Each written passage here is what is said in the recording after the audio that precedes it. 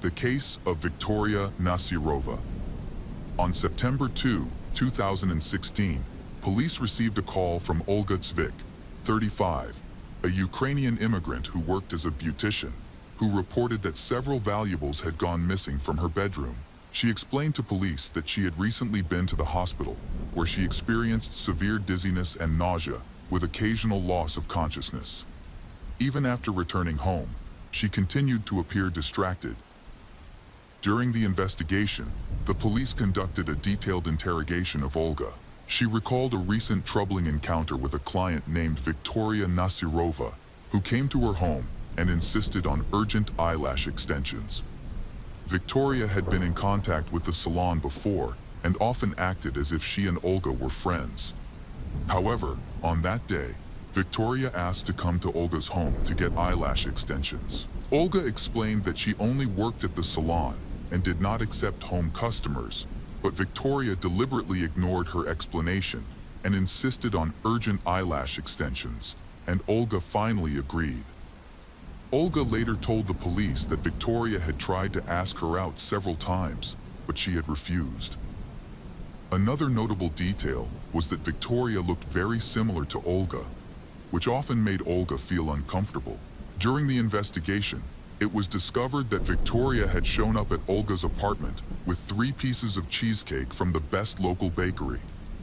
Victoria ate 2 and insisted that Olga have a third, to which Olga eventually agreed. After a brief tea party with cheesecakes, Olga felt unwell. Once Victoria left, Olga became extremely nauseous and lost consciousness for about 30 minutes. When she woke up, she called 911 and was taken to the hospital by ambulance. However, the doctors found nothing wrong in her blood tests. Upon returning home, Olga discovered that some of her valuables were missing and reported the theft to the police. Police were initially skeptical of her story, suspecting that Olga may have been under the influence of drugs, which were causing her to hallucinate. Her unusual behavior and appearance contributed to their suspicions. Police concluded that her account of the incident, including her reference to a woman who resembled her, was likely fabricated. Olga firmly denied using drugs and presented her argument convincingly. She believed that her issues stemmed from a piece of cheesecake she had eaten, suggesting it might have been poisoned. The police quickly inspected the scene and discovered a box from a local bakery in the trash. Olga identified the box as the cheesecake Victoria had brought. The police collected it as evidence because it still had crumbs left inside. Analysis of the cheesecake could determine whether it was the cause of Olga's problems. The examination of the cheesecake revealed no abnormalities. Despite this, the Olga insisted that the dessert was the reason for her illness. She mentioned that she had visited the hospital, where doctors examined her but found nothing unusual. In response to inquiries about her condition and the tests conducted, police contacted the hospital. However, the doctors declined to share information due to privacy policies. The police interpreted this refusal as further evidence to doubt the Olga's claims. Additionally, they could not locate the client mentioned by Olga, leading to a postponement of the case until more information becomes available. A neighbor provided details after noticing a suspicious woman near Olga's apartment the following day. The woman appeared several times, lingering around Olga's apartment until she encountered the neighbor. The strange woman said that her friend Olga was sick and then left in a hurry. Concerned, the neighbor noticed that Olga's apartment door was open and decided to check on her. When she entered, the neighbor found the apartment uncomfortably hot, with the heating system on full blast despite the hot summer weather. Olga was alive but unconscious in bed, dressed strangely, in a revealing bra and sweatpants. The police felt that someone had deliberately changed her clothes. Scattered around her were powerful pills, suggesting that Olga may have taken them with the intention of ending her life. The neighbor quickly called 911, describing the strange woman as dark-haired, attractive, and very similar to Olga. After receiving new information, the police were convinced that the woman who resembled Olga was real and not a figment of Olga's imagination. Therefore, the police intensified their efforts to investigate the case. The police suspected that Victoria Nasirova, who was involved in a cheesecake in the previous case, was involved in this case. The police began searching for Victoria, but they had no clues or even any photos of her. However, a private investigator who had been monitoring Victoria's activities for a long time tracked Victoria down on the internet and contacted the police.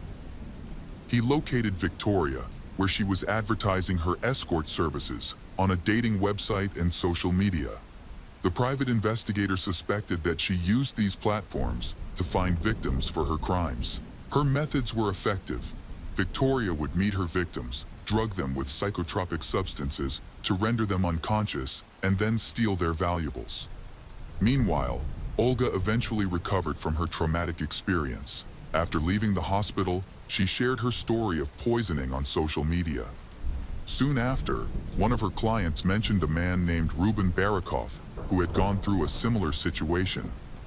Ruben owned a dry cleaning business and had met a woman named Victoria on a Russian dating site a few months before Olga suffered cheese poisoning. Victoria had invited Ruben to her home, bragging about her cooking skills. He accepted the invitation, but as soon as he tasted her food, he passed out.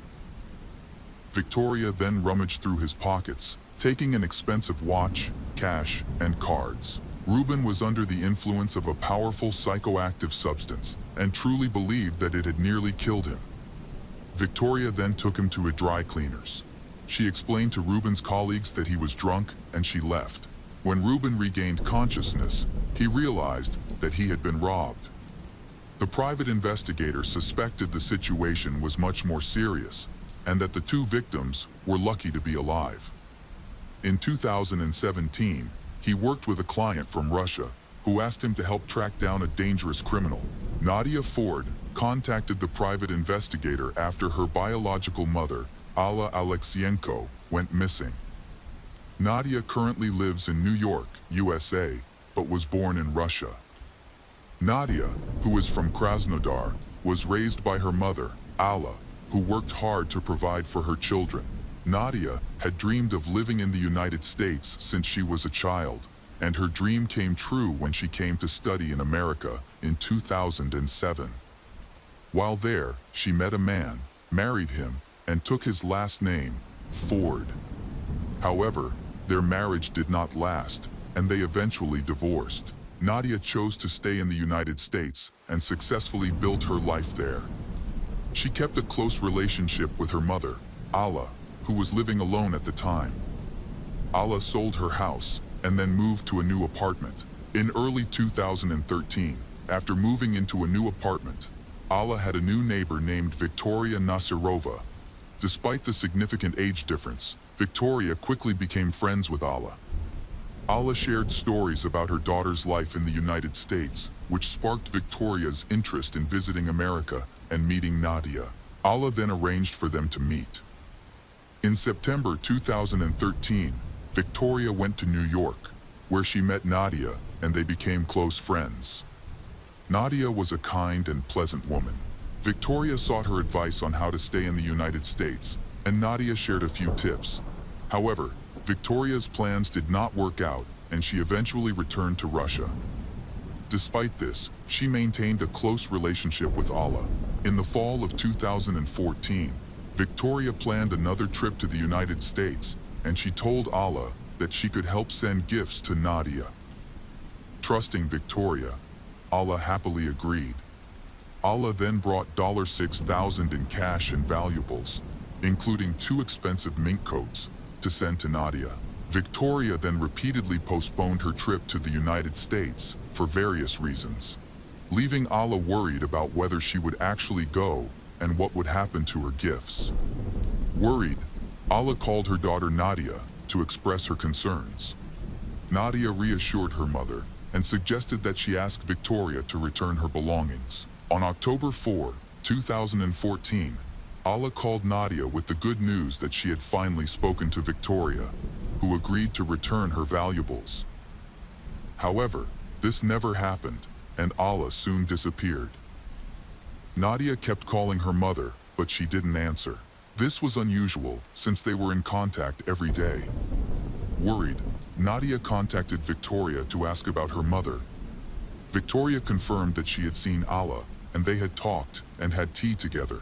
Victoria then left, never saw Alla again. Victoria mentioned that Alla was planning to go somewhere, but she didn't know where. Victoria also tried to contact Alla, and even visited Alla's apartment to check on her, but there was no sign of her mother being home. Alla was still unreachable. After a few days, Nadia and her brother received a number of unusual text messages from an unknown number, supposedly from their mother Alla. The messages stated that there was no need to look for her because she was happy. However, the way the messages were written was inconsistent with Alla's style, which raised their concerns. Nadia realized that something was definitely wrong and decided to book the next flight to Russia to assist in the investigation into her mother's disappearance. Upon arriving in Krasnodar, Nadia went to her mother's apartment, but it was stripped of valuables that Victoria was supposed to return. There was no trace of her mother. Concerned, Nadia quickly contacted the police and reported her mother's disappearance. She informed the police about her suspicions regarding Victoria, a neighbor of her mother who had become suspiciously close to her and failed to return Alla belongings. It soon became clear that Victoria had a motive to harm Alla. The police were interested in the information and devised a plan. Nadia called Victoria and pressed Victoria for information about her mother's whereabouts. Victoria, angered by Nadia's questions, shouted that her mother was still alive, but Victoria did not know where she was. The police, who had been listening in on the call, decided to approach Victoria.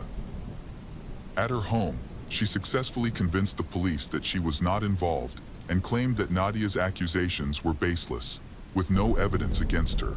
Meanwhile, Nadia returned to her mother's apartment to investigate. She noticed that the place was surprisingly clean, with no dust, as if it had just been thoroughly cleaned, despite her mother's absence for several days. This raised questions for Nadia. Who could have cleaned the apartment? Additionally, she discovered that several valuable items, including jewelry and $50,000 in cash, were missing. Concerned, Nadia decided to report this to the police. The police, after speaking with Victoria, tried to persuade her that her mother had taken the money and jewelry on a trip and would be back soon. However, Nadia did not buy this explanation. She sensed that her mother was in danger and that it had something to do with Victoria.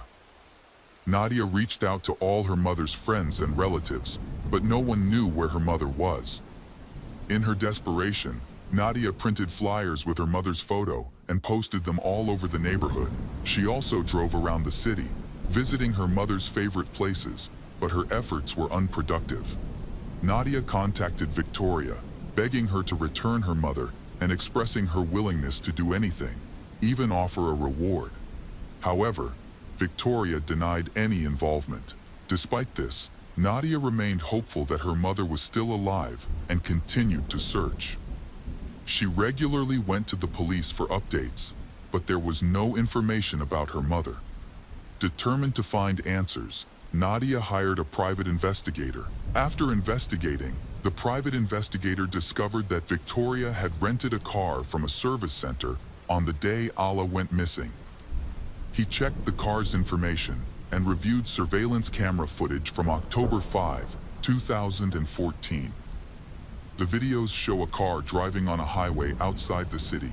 There were two people inside, Victoria, who was driving, and Alla Alexenko, motionless in the front passenger seat. She shared this information with the police, who confirmed that Victoria had rented the car and brought her in for questioning. Victoria admitted that she had driven the rental car that morning, October 5, but she denied that there was anyone else in the car with her. Victoria agreed to take a lie detector test. After completing the test, she was released, but the results later showed that she had failed, leading the police to consider her a prime suspect in the case. Before the police could arrest her, Victoria fled the country without notifying the police. They began searching for Victoria. Nadia remained in Russia for another 6 months to assist in the investigation, holding out hope that her mother was still alive. She also contacted Interpol for help in finding Victoria. Police traced the rental car to a dense forest in Armavir, which turned out to be Victoria's hometown. This is where the search for Ala began. Nadia's hopes of her mother's safe return were dashed in April 2015 when police informed her of the tragic news. Her charred remains were found in the same forest, about a 3-hour drive from where Ala went missing. Nadia was able to identify her mother through her dental records, as the rest of her body was badly burned and unrecognizable. The cause of death could not be determined. Following the identification, an arrest warrant was issued for Victoria Nasirova, and her case was referred to Interpol. After her mother's funeral in Krasnodar, Nadia returned to the United States. She found it difficult to cope with her mother's death and was unable to work for a long period. Eventually, she gathered her strength and made a promise to her mother that she would seek justice and ensure that those responsible for Ala's death would be punished. One day, Nadia discovered a photo of Victoria on social media. The wanted woman was showing off her lavish lifestyle in Mexico.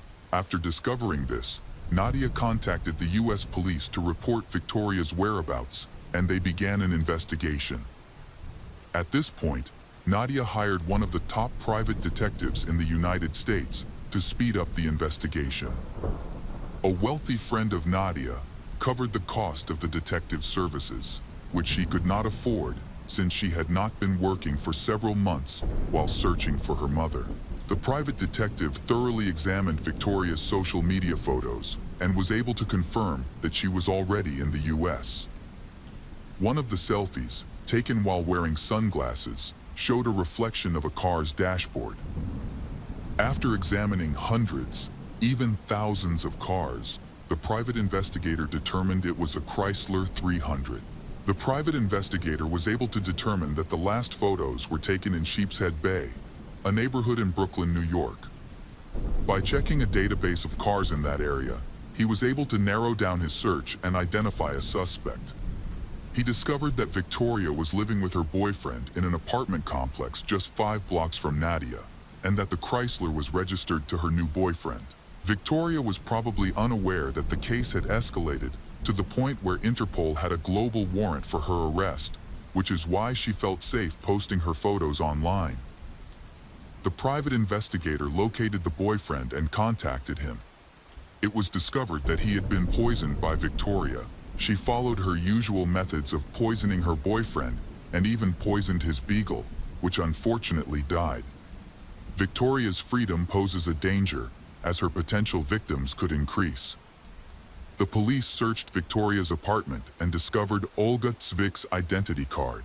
This discovery sheds light on why Olga was targeted by Victoria.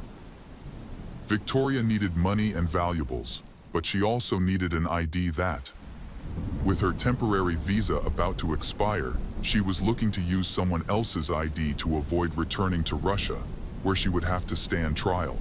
Police believe she intended to kill Olga, the real owner of the passport, to steal their identity. Fortunately, Olga survived thanks to the quick action of a neighbor. Additionally, the box containing the remains of the cheesecake was sent for analysis, marking a significant breakthrough in the investigation. The investigation returned to the lab, where researchers analyzed the cheesecake. It was determined that Victoria had used a sedative, but she had used a higher dose, which rendered her victims unconscious. Olga was lucky to survive after eating the cheesecake. The high temperature in her apartment was no accident. Heat amplifies the effects of the drug and can even be fatal. Victoria apparently knew this, so she increased the temperature in the house and tried to dress Olga in warmer clothes. But luckily, Olga was discovered by neighbors in time. After her arrest, Victoria denied all allegations against her, including the murder of Ala, who was Nadia's mother. She also rejected claims that she attempted to murder Olga Tsvik and other victims. Victoria had previously been a suspect in the theft of 2 fur items in May 2016, but that case did not progress. Additional incidents emerged involving her in thefts, where she would meet men online, visit their homes, drug them, and rob them. Most of the men chose not to report these crimes to the police due to concerns about publicity, allowing Victoria to evade consequences. The trial was delayed for a long time.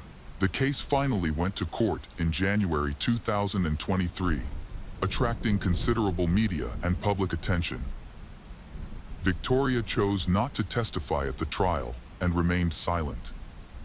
The court could not discuss the details of Allah's death because it happened in another country. Victoria's defense argued that there was no evidence that Victoria had poisoned the cheesecake and forced Olga to eat it.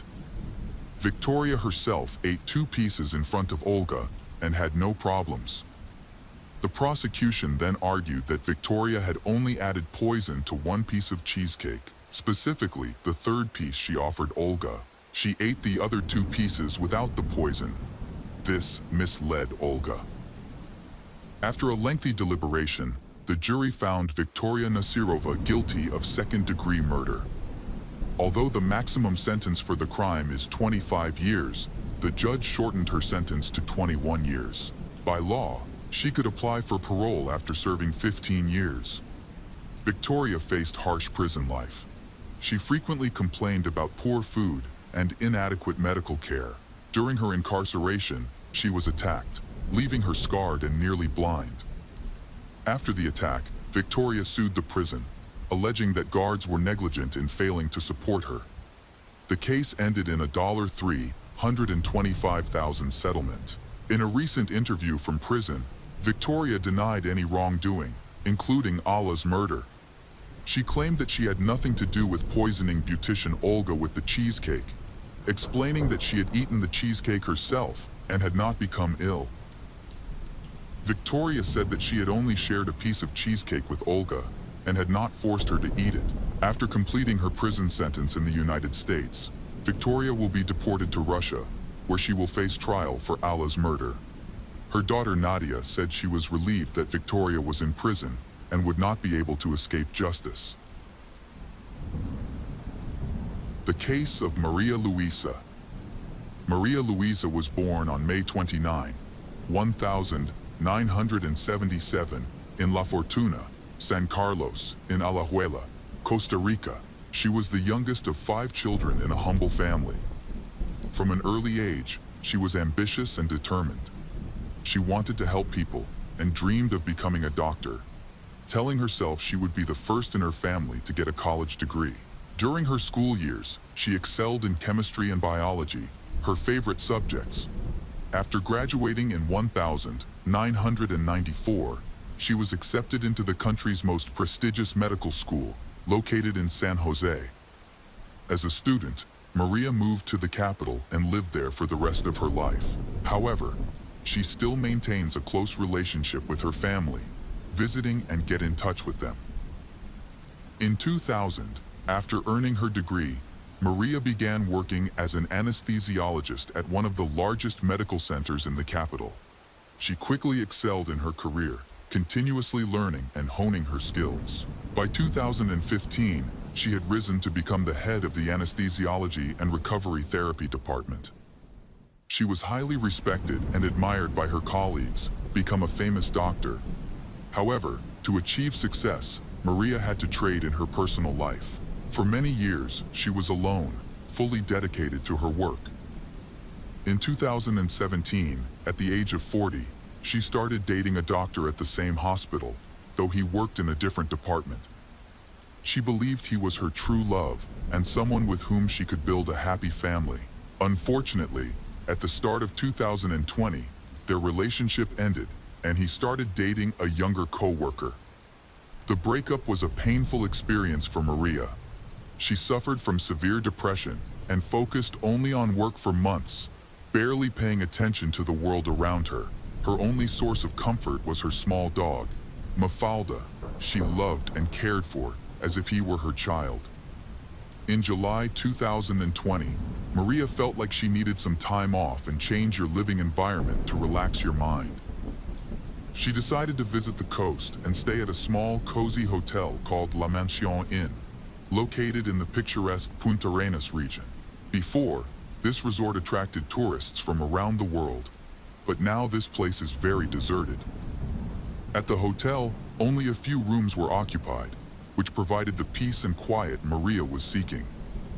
She planned to spend the weekend there and return home on Monday, bringing her beloved dog Mafalda along with her. Maria stayed in a room on the ground floor, has a second door leading to a private yard. These rooms are designed for guests with pets, so it can go outside and relieve themselves in a designated area. At the time, all the other rooms with courtyard access were unoccupied. On July 18, Maria arrived, left her belongings in her room, and went to the beach. The following day was equally uneventful.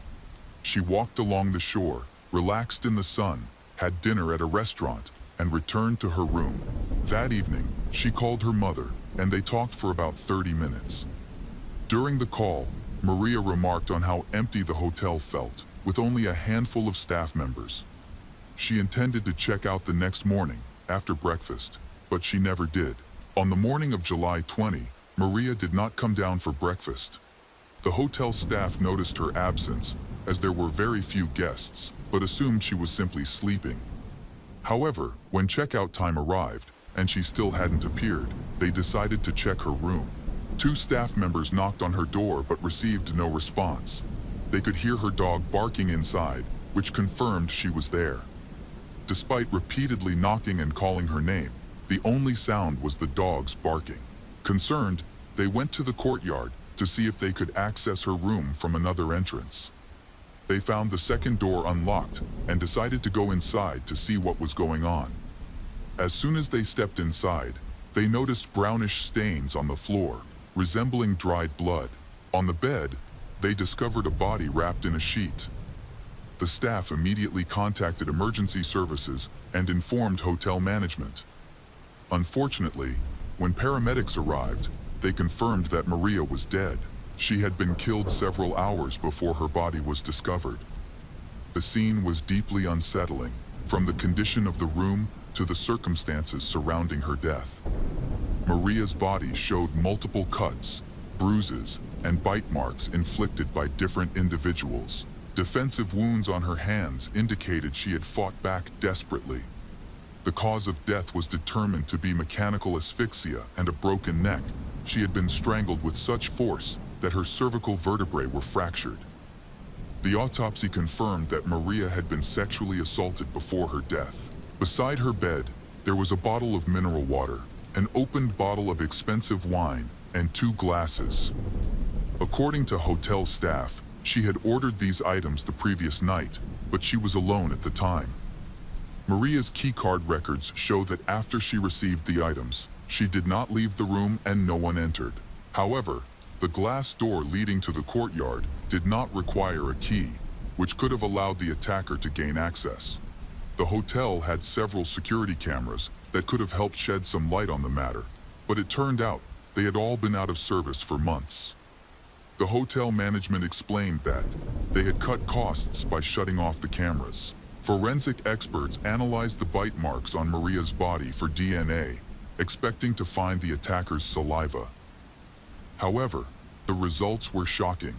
The saliva belonged to Maria herself. Since the bite marks were located on her face, neck, and chest, areas she could not have reached herself, investigators deduced that the attacker had deliberately placed her saliva on the wounds to conceal their own DNA.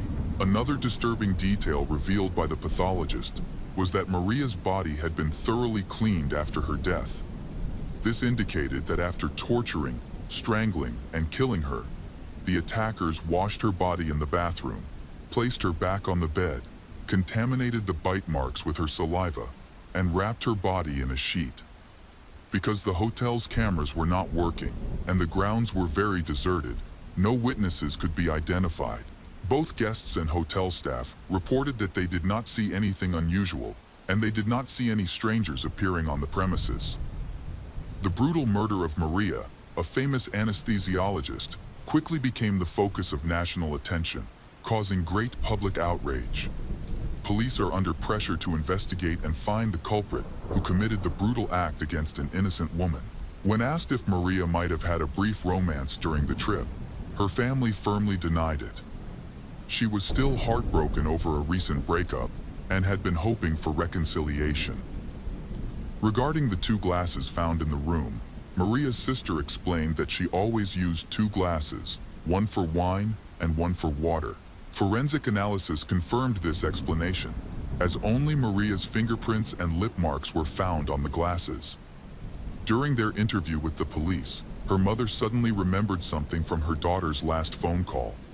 Maria had mentioned chatting with a man who worked at the hotel during lunch. She said he had asked her why she was traveling alone and how long she planned to stay. This detail provided detectives with their first suspect to investigate. The employee in question was 38 years old, Teodoro Herrera, the son of a close friend of the hotel owner, Harry Baudon. In fact, thanks to his father's connection with Harry, he got the job at the hotel. He worked as a bartender and also ran personal errands for Harry. During his interview with the police, he behaved oddly.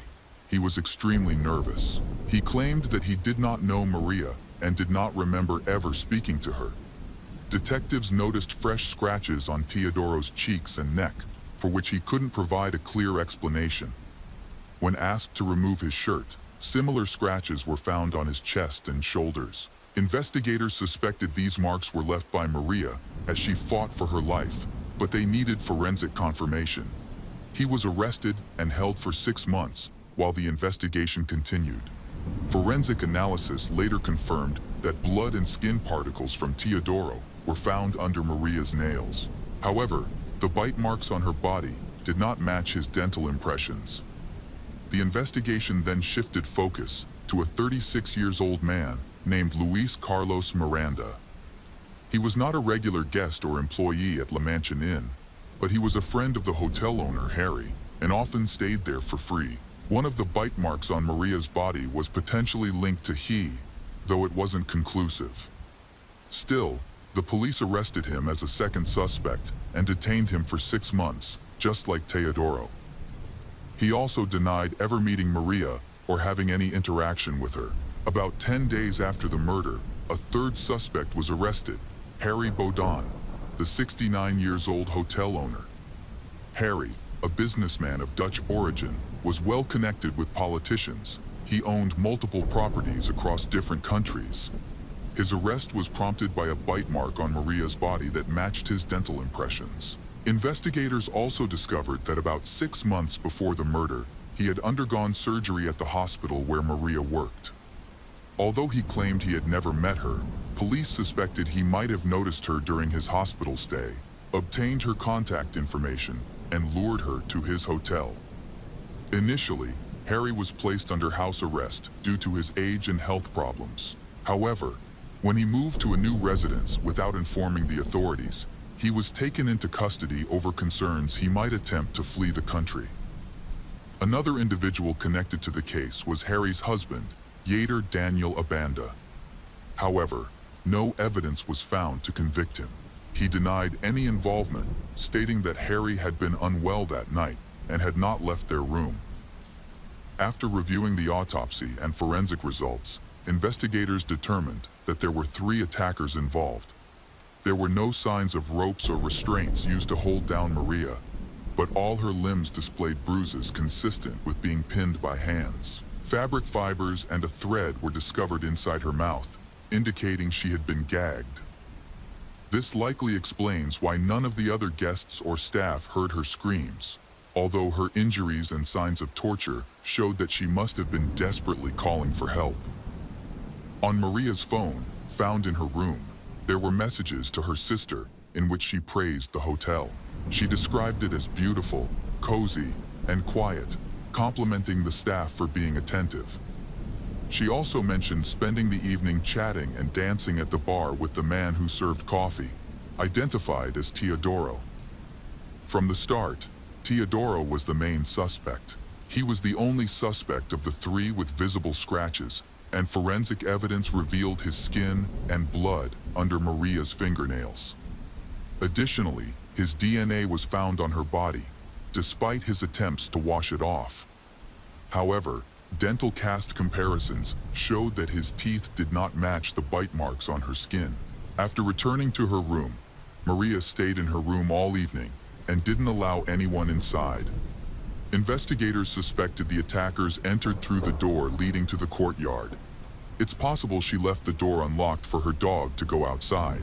Since the neighboring rooms were unoccupied, no one would have noticed.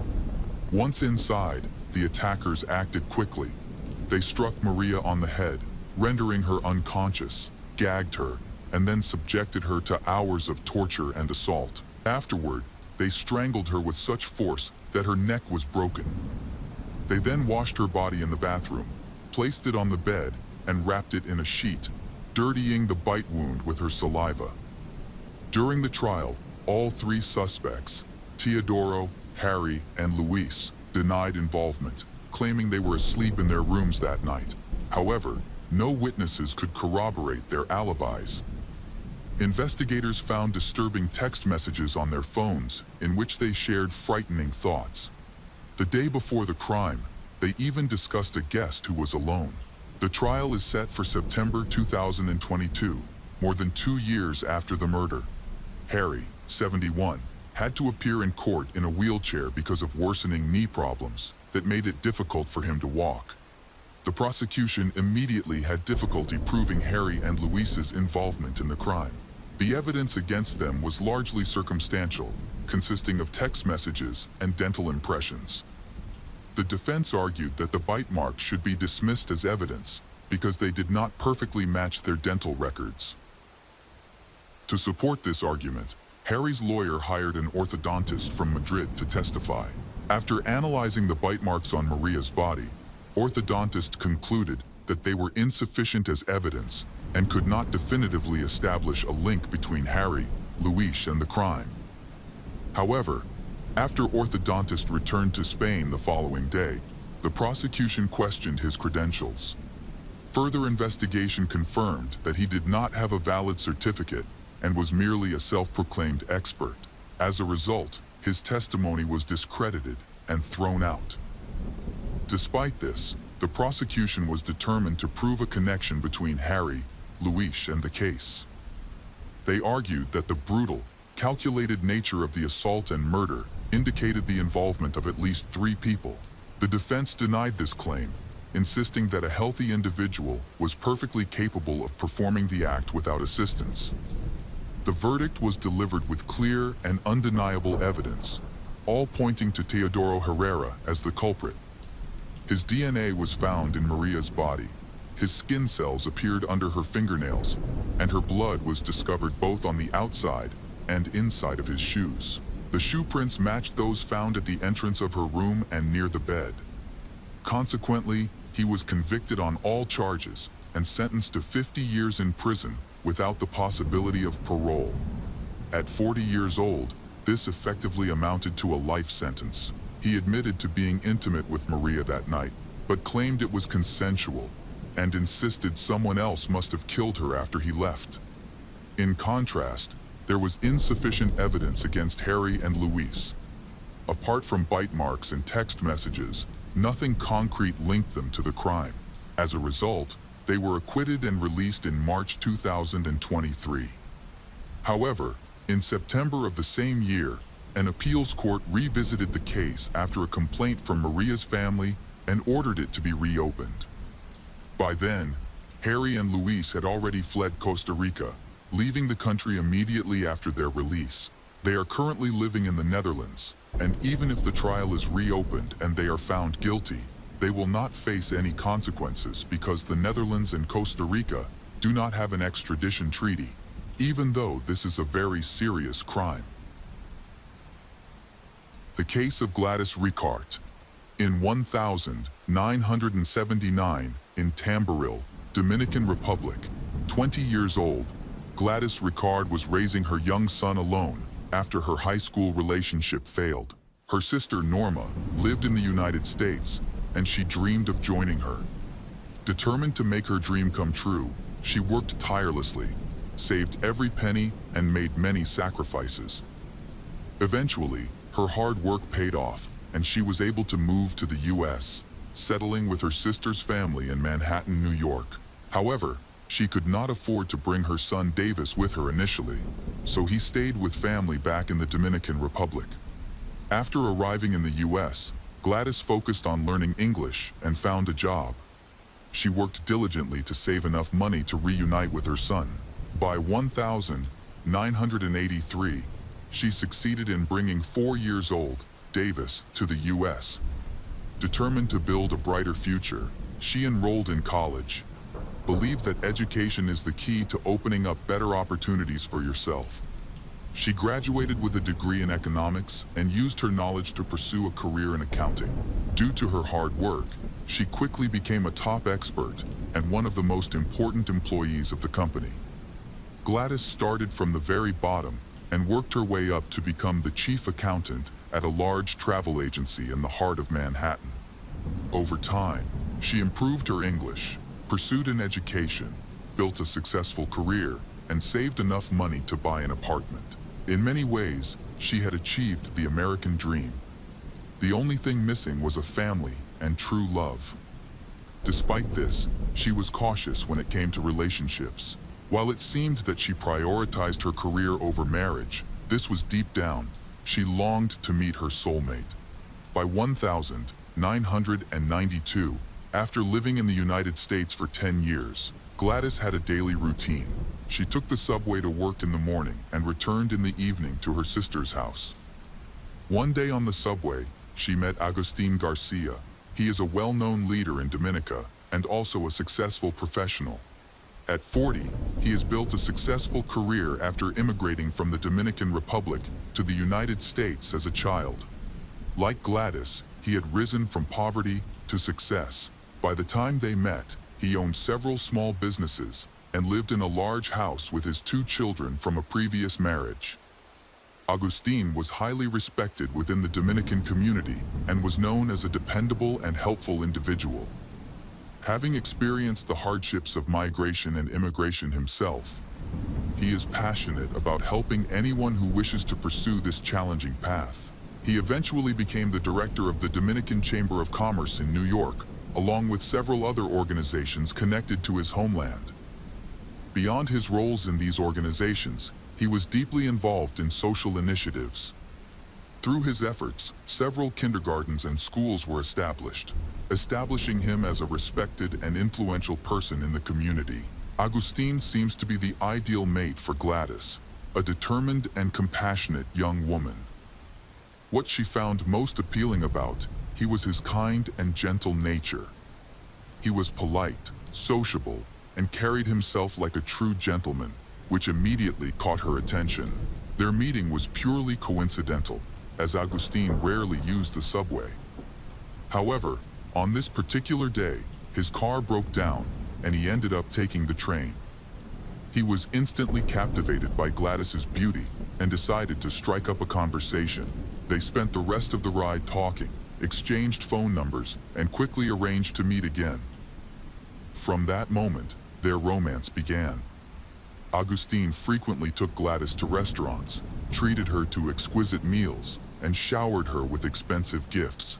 When her family learned about her new boyfriend, Agustin, they were happy for her. He seemed like an ideal partner and a good father to her son. After some time together, Agustin invited Gladys to move in with him, and she eagerly accepted this long-awaited proposal. According to what she shared with her family and friends, her greatest dream at the time was for Agustin to propose marriage so they could build a family together. She envisioned raising 3 children with him, and even hoped to have more children of their own. At that point, she was not yet 33 years old. Once Gladys moved in with Agustin, things quickly began to deteriorate. Her son, Davis, had great difficulty getting along with Agustin's children. The boy tried his best, especially because of the sincere advice of his mother, who always wanted him to learn how to build good relationships with people. However, Agustin's children treated Davis with arrogance, and the situation never improved. The situation is getting more complicated. Agustin consistently sided with his children, even when they were clearly in the wrong, which created strain in his relationship with Gladys. After 2 years of enduring such a life and constant arguments, she decided she didn't want to cause her son any more pain. She told Agustin that they should stop living together. Augustine agreed, but did not end their relationship. He helped her find a new house, just a few minutes' drive from his own. It was a spacious two-story house, and he didn't hesitate to spend money on her, perhaps as a way to ease the tension between them. They continued to see each other when he visited she. By this time, her family and friends had grown so accustomed to he that they considered him practically part of the family. He introduced Gladys as his wife wherever they went. Although they were not legally married, but Gladys kept trying to convince Augustine to have a wedding. However, he firmly refused because of the negative experience in his previous marriage. He insisted he didn't want to marry or have children again. According to Gladys's relatives, over time, this situation took a toll on her. The happiness in her relationship gradually fades, and Augustine's unpleasant personality becomes more and more apparent. He frequently had affairs and increasingly exhibit over-controlling behavior. The situation becomes even more complicated for Gladys, as she has known about his actions, but kept silent for a long time to avoid causing conflict. Unfortunately, her silence only made things worse. During one argument, he chased she and attacked her. She managed to hide and lock herself in a room, but from that moment, she realized it was time to end the relationship. However, she remained fearful of his manipulation for a while. Gladys wanted a solid reason to break up, one that would leave Augustine with no way to argue. The simplest way was to catch him in one of his affairs. By the fall of 1998, the situation became more tense when she went to Augustine's office and caught him with another woman. This gave her the perfect opportunity to end things. She immediately told him that things were over between them, left his house, and informed all his acquaintances that he was no longer a part of her life. Even though they had broken up, Augustine was not ready to accept such changes. He considered Gladys as his property after 7 years together. Following their argument, he repeatedly called her, left gifts on her doorstep, including bouquets of flowers and even a Bible. Gladys thinks these gestures are just meant to make her come back, but her family believed they held deeper symbolic meaning. Regardless, she was determined not to rekindle their relationship under any circumstances. Several months later, Gladys met a man named James Preston Jr. at a restaurant during her lunch break. James, who also worked in accounting and moonlighted as a musician, immediately clicked with she. They quickly fell in love, and after a few meetings, they decided to make their relationship public. Over the next 2 months, they spent all their free time together, and eventually, they set a wedding date for September 26, 1999. Gladys and her family were overjoyed as her lifelong dream of a wedding and wearing a wedding dress finally came true. She immersed herself completely in planning the wedding, focusing on every step of the preparation with complete joy. She was so preoccupied that she didn't realize Augustine had been coming to her house nearly every night, watching her for hours. His obsessive behavior made it clear he couldn't let go of his possessiveness. On August 12, about 6 weeks before the wedding, Gladys and her fiancé, James, were enjoying a quiet evening together when Augustine suddenly showed up at the door. Initially, he calmly asked to speak with her, but she refused. His demeanor quickly changed. He began yelling and throwing stones at the windows. Worried he might get more aggressive, she called the police. Augustine was taken into custody, but she chose not to press charges, wanting to avoid causing him trouble and to stay focused on her wedding preparations. This decision turned out to be a significant mistake. In September, just 2 days before the wedding, Gladys went to a store to purchase some items needed for the bridesmaids. Unbeknownst to her, Augustine had been following her. He approached her, hugged her as if they were still in a relationship, and behaved as though everything was fine between them. Gladys didn't resist, fearing that rejecting him might provoke his anger. They exchanged a few words before saying goodbye. That evening, she confided in James and family, sharing her discomfort and concerns about Augustine's intrusive behavior. However, she had no idea just how dangerous he truly was. On September 26, 1999, the day she had long awaited, her wedding day, finally arrived. She was at home surrounded by her family and friends, preparing for her wedding ceremony. She wore a wedding dress, had her hair, makeup done, radiant and happy to be a bride. Photos and videos captured these joyful moments, which tragically turned out to be the final ones of her life.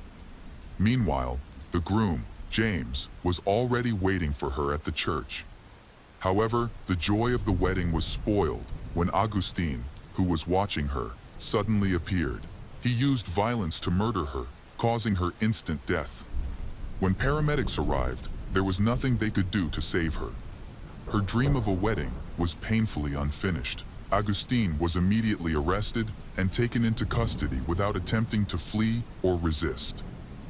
During his interrogation, he admitted to frequently driving past Gladys's house, claiming it was due to his sentimentality.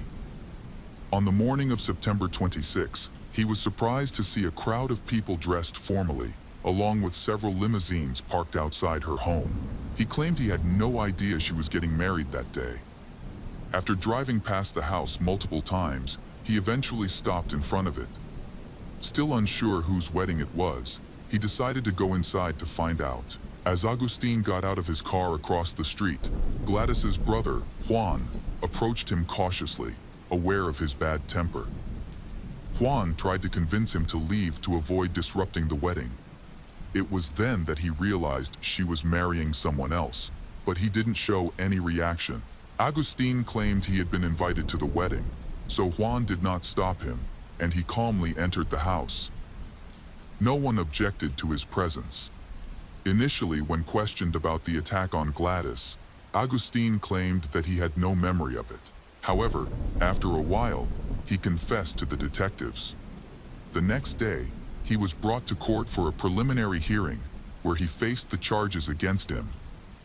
During this hearing, he had the opportunity to plead guilty and avoid a lengthy trial. The bail was set at $5 million, showing that he is a major threat to the community. The attack quickly became a major focus of attention because of the extensive media coverage. Journalists raced to create sensational headlines, spread rumors, and even offer unsubstantiated theories. Images of the killer, Augustine, began to appear regularly on national news. The case's prominence attracted numerous lawyers, especially top lawyers, who want to use the trial to enhance their reputation and advance their careers. Augustine's trial was scheduled for October 2, 2001, allowing the defense nearly 2 years to prepare and build a more positive image for the defendant. The hired lawyers quickly engaged with the media, organizing press conferences and making public statements. Their objective was to influence public opinion about the crime by portraying Augustine as a victim. Their first move was to accuse Gladys's brother, Juan, and her son, Davis, of assaulting Augustine. They argued that there was no intention to kill Gladys, and her death happened accidentally when he defended himself from an attack by Juan and Davis. At the same time, the defense sought to discredit Gladys by accusing her of multiple betrayals. They claimed she had been planning to reconcile with Augustine, but was secretly preparing to marry James. According to the defense, this betrayal pushed Augustine into a mental breakdown, leading him to attack her. They stated that he had been devastated to discover that Gladys, who had been holding hands with him at the supermarket just the day before, was preparing to marry James. They believe this is a crime due to emotional outbursts, which qualifies as manslaughter under state law. If accepted, this argument would significantly reduce Augustine's punishment to a sentence of 5 to 10 years in prison instead of life imprisonment. The defense emphasized that Augustine was a compassionate person who cared about the Latino community in New York. This has had a strong impact on public opinion. When false rumors began circulating that Gladys had been unfaithful to Augustine, her image in the public eye became negative. Some even believed that she deserved her fate. This was a devastating blow to her family. Realizing the immense damage caused by Augustine's legal team, her relatives started attending every press conference to protect her reputation. Gladys's family, siblings, and extended relatives denied the infidelity rumors, calling them malicious lies. They emphasized that the relationship between she and Augustine had ended long ago and could not be rekindled. It was Augustine who was always following her and acted inappropriately. They emphasized that out of compassion, Gladys did not file a lawsuit against him before the murder. The case of Kara Nichols. Kara Nichols, born on May 20, 1993, was the middle child in her family. She grew up with her brother Terrence and younger sister, living in a very united and loving family. Sociable and friendly, Kara thrived in school and had a strong passion for art, particularly painting. Her talent has won her many awards in art competitions. At the same time, she is also considered to have a promising future. She is also very empathetic, often understanding and feeling other people's pain as her own. During her teenage years, Kara's behavior changed a lot. She became introverted, and her academic performance dropped. At the age of 13, she was arrested for shoplifting and sentenced to community service. Her parents, Julia and Paul, were confused by this sudden change in their daughter. She never lacked for anything, so her stealing may have been her way of rebelling against established norms. At 16, Kara's mental health deteriorated after the death of her beloved dog, plunging her into a deep depression. Her parents arranged for her to see a psychologist, but the sessions were ineffective, and her condition worsened. Eventually, she was admitted to a psychiatric hospital, where she was diagnosed with a personality disorder. After a short period of treatment, her condition improved with prescribed medication. However, due to the many side effects of the medication, she decided to stop taking it and turned to illegal substances, believing they would be a better alternative to antipsychotics. Before graduating, she had to transfer school several times because of behavioral problems. After graduating from high school, Kara worked as a waitress, while also pursuing her childhood dream of becoming a model. With her attractive appearance, she believes that she will succeed in this field. She has been working hard to find modeling agencies and increase her body of work. During this time, her health improved greatly, and she was no longer addicted. However, over time, she came to understand that success in modeling required more than just beauty.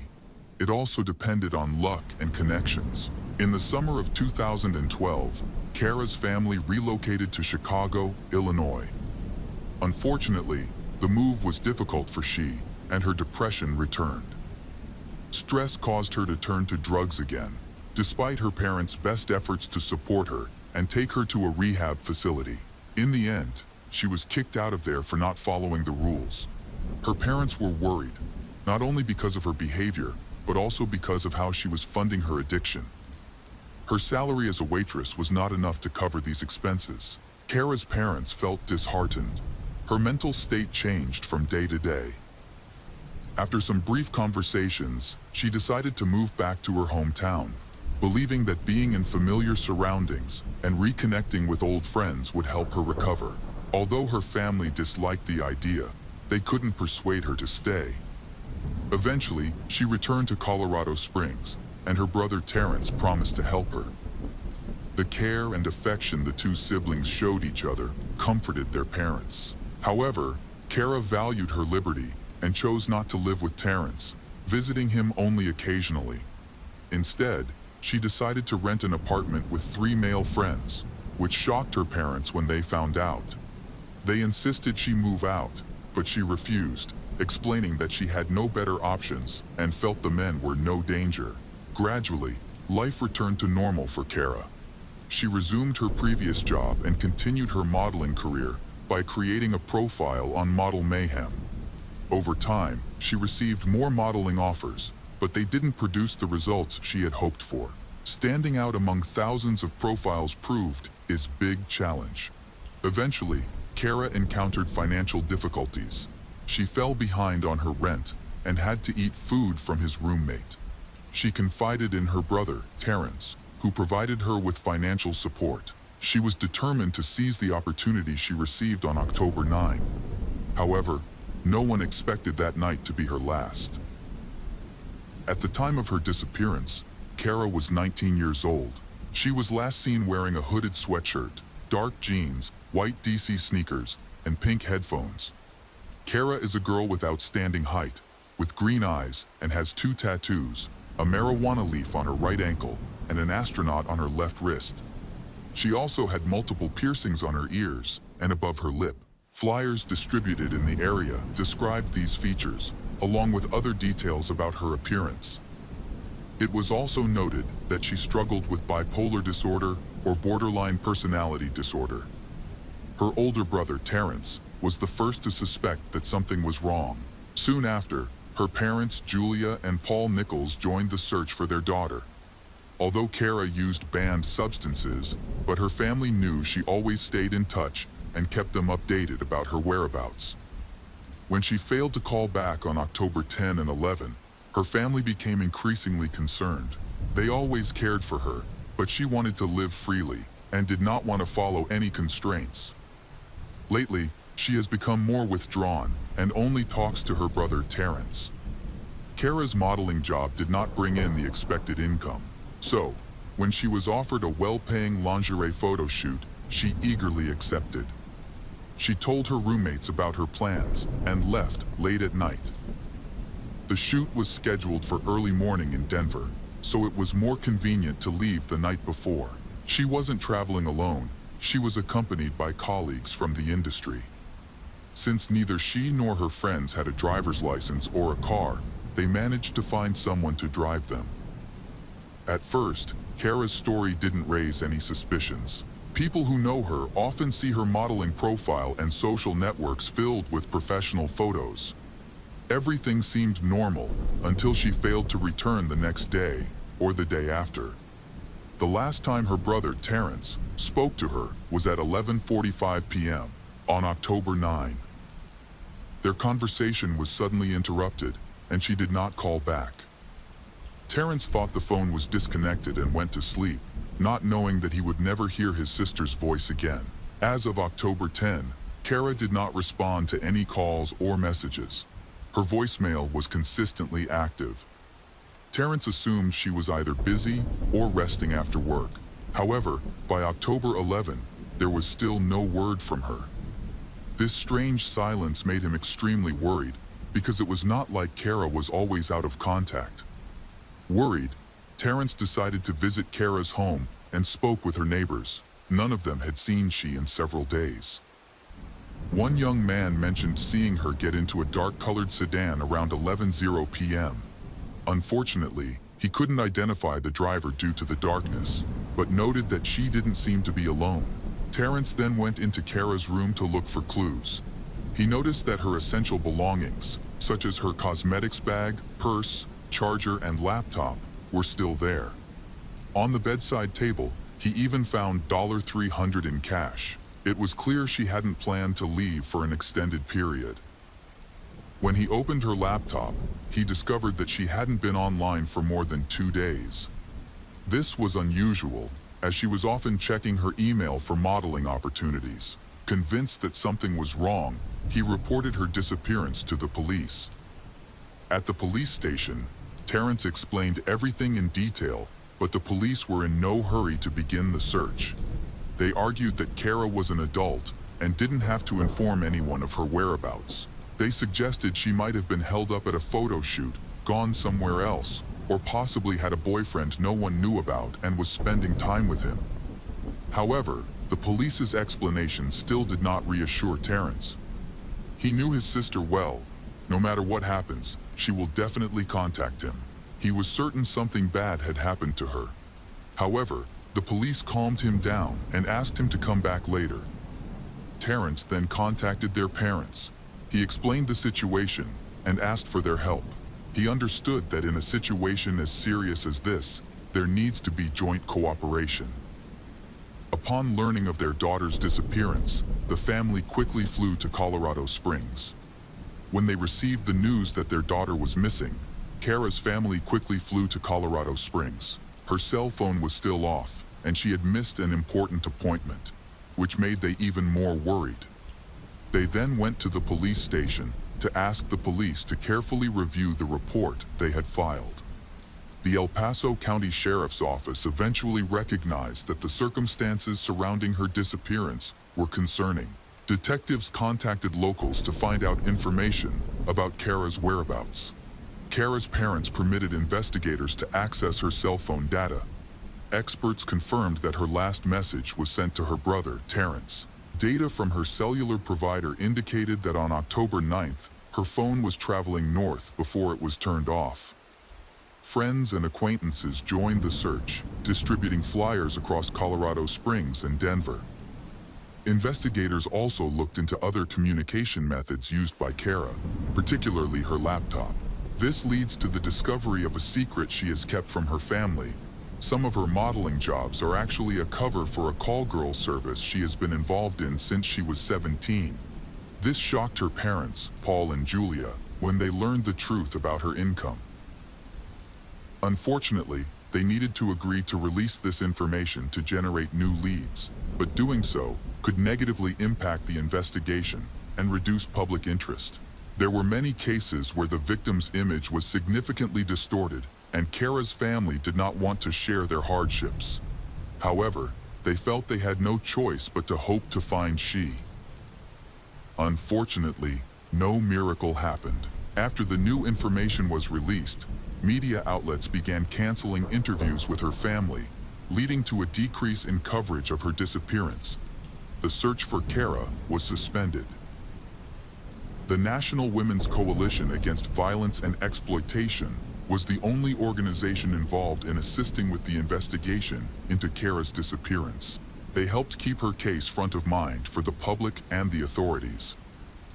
In November 2012, detectives announced that they would interview 2 women who were believed to have been in the car with Kara on the night she disappeared.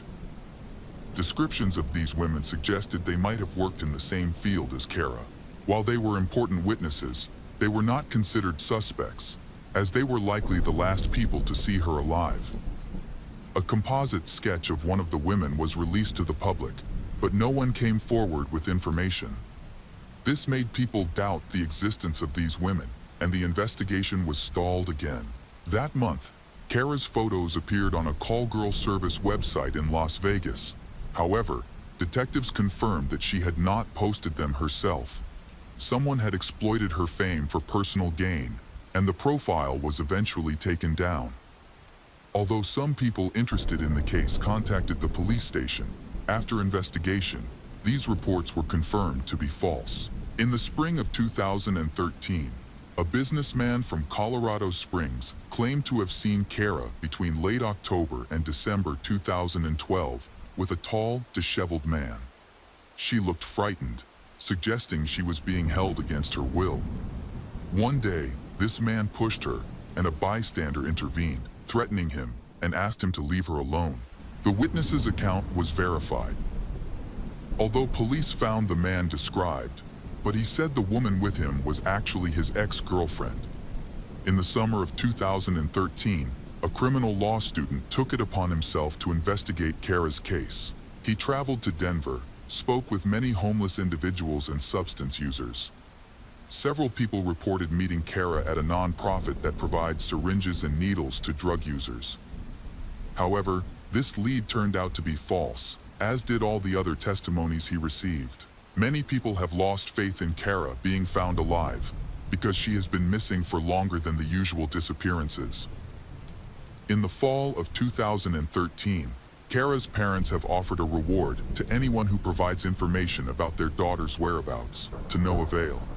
They ruled out a ransom kidnapping as no demands were received. However, the following year, a new development occurred, providing a major breakthrough and reigniting the investigation. In May 2014, Deputy Sheriff Cliff Porter admitted that he had mishandled the investigation into Kara's disappearance. He admitted that he had not focused enough on her case and had overlooked important evidence from the beginning.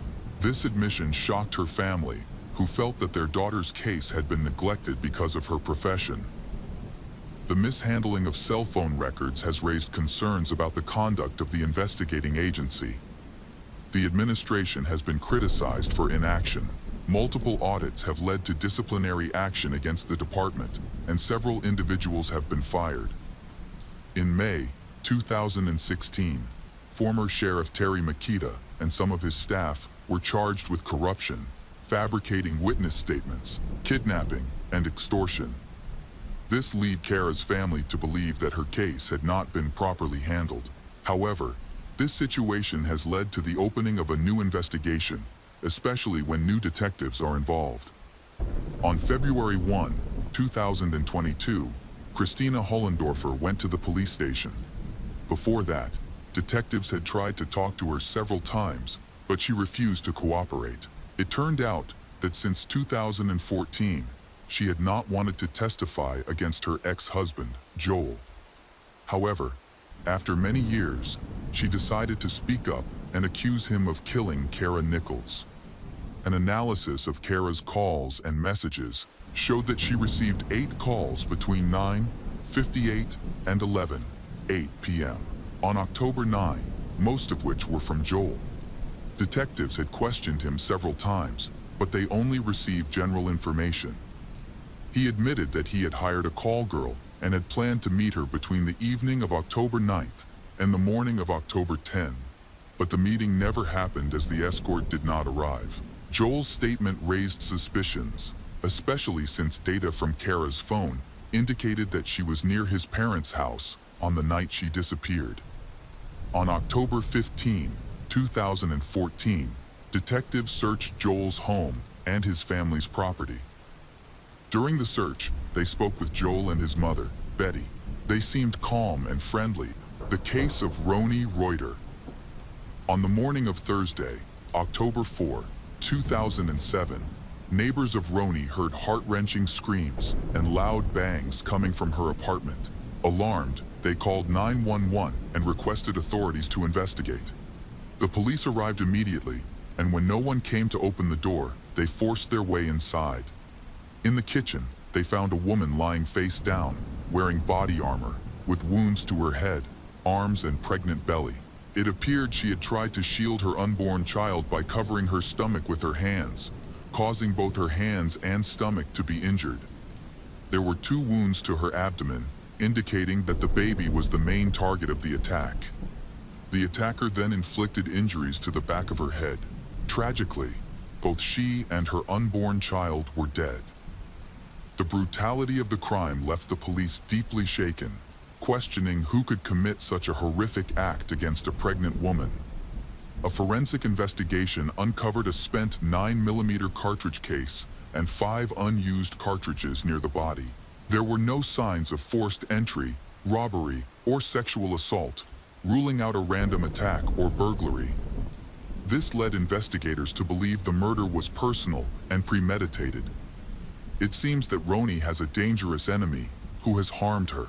Police theorize that the attacker attacked Roni as she was preparing to leave the apartment to go to work, ambushing her when she opened the door. Detectives interviewed her neighbors, hoping to find witnesses or valuable leads. The neighbors reported hearing sounds resembling gunshots, leading authorities to suspect the killer used a silenced weapon. A neighbor reported seeing a skinny African-American teenager wearing a hooded sweatshirt, walking up the stairs to Roni's door at around 7:00 a.m., shortly before the incident. Later, another neighbor saw this person running out of the house, get into a small black car, and drive away from the parking lot. Police reviewed surveillance footage from cameras near the house. The footage captured a black car, likely a Volkswagen, arriving at 7:04 a.m. and leaving at 7:55 a.m., aligning with the time frame of the murder. However, the driver of the car has not yet been identified. Inside Roni's purse, investigators discovered a mysterious letter. The letter referenced Sean, the father of her unborn child, and claimed to have uncovered details about him. It alleged that Sean had romantic relationships with women from various countries, listing the names and phone numbers of 16 women he had affairs with. The letter also mentioned Roni's pregnancy, stating that Sean did not want the baby. Detectives suspected the murder was linked to Roni's pregnancy and believed Sean might have crucial information. The teenager seen near the house became the primary suspect, and both he and the black car were placed on a wanted list. Meanwhile, investigators began looking into Ronnie's social relationship to determine if she had any enemies. She was born in the small town of Potosi, Wisconsin. She met Sean at a charity event in Wisconsin, and the two quickly fell in love. After completing college, she moved to Deerfield, Illinois, a wealthy Chicago suburb with a population of 20,000. At the time of the murder, Roni was 42 years old, lived alone in her condominium. She was 7 months pregnant, eagerly preparing for the arrival of her first child, a baby girl she planned to name Skylar. The father of her child was Sean, 45, her partner of 17 years. Despite dating for many years, they did not marry or live together. Sean, a former Chicago Bears football player, was questioned by detectives for 10 hours. He shared how much he loved Roni and was looking forward to their child's birth. Roni deeply loved him, but Sean's feelings were more complex.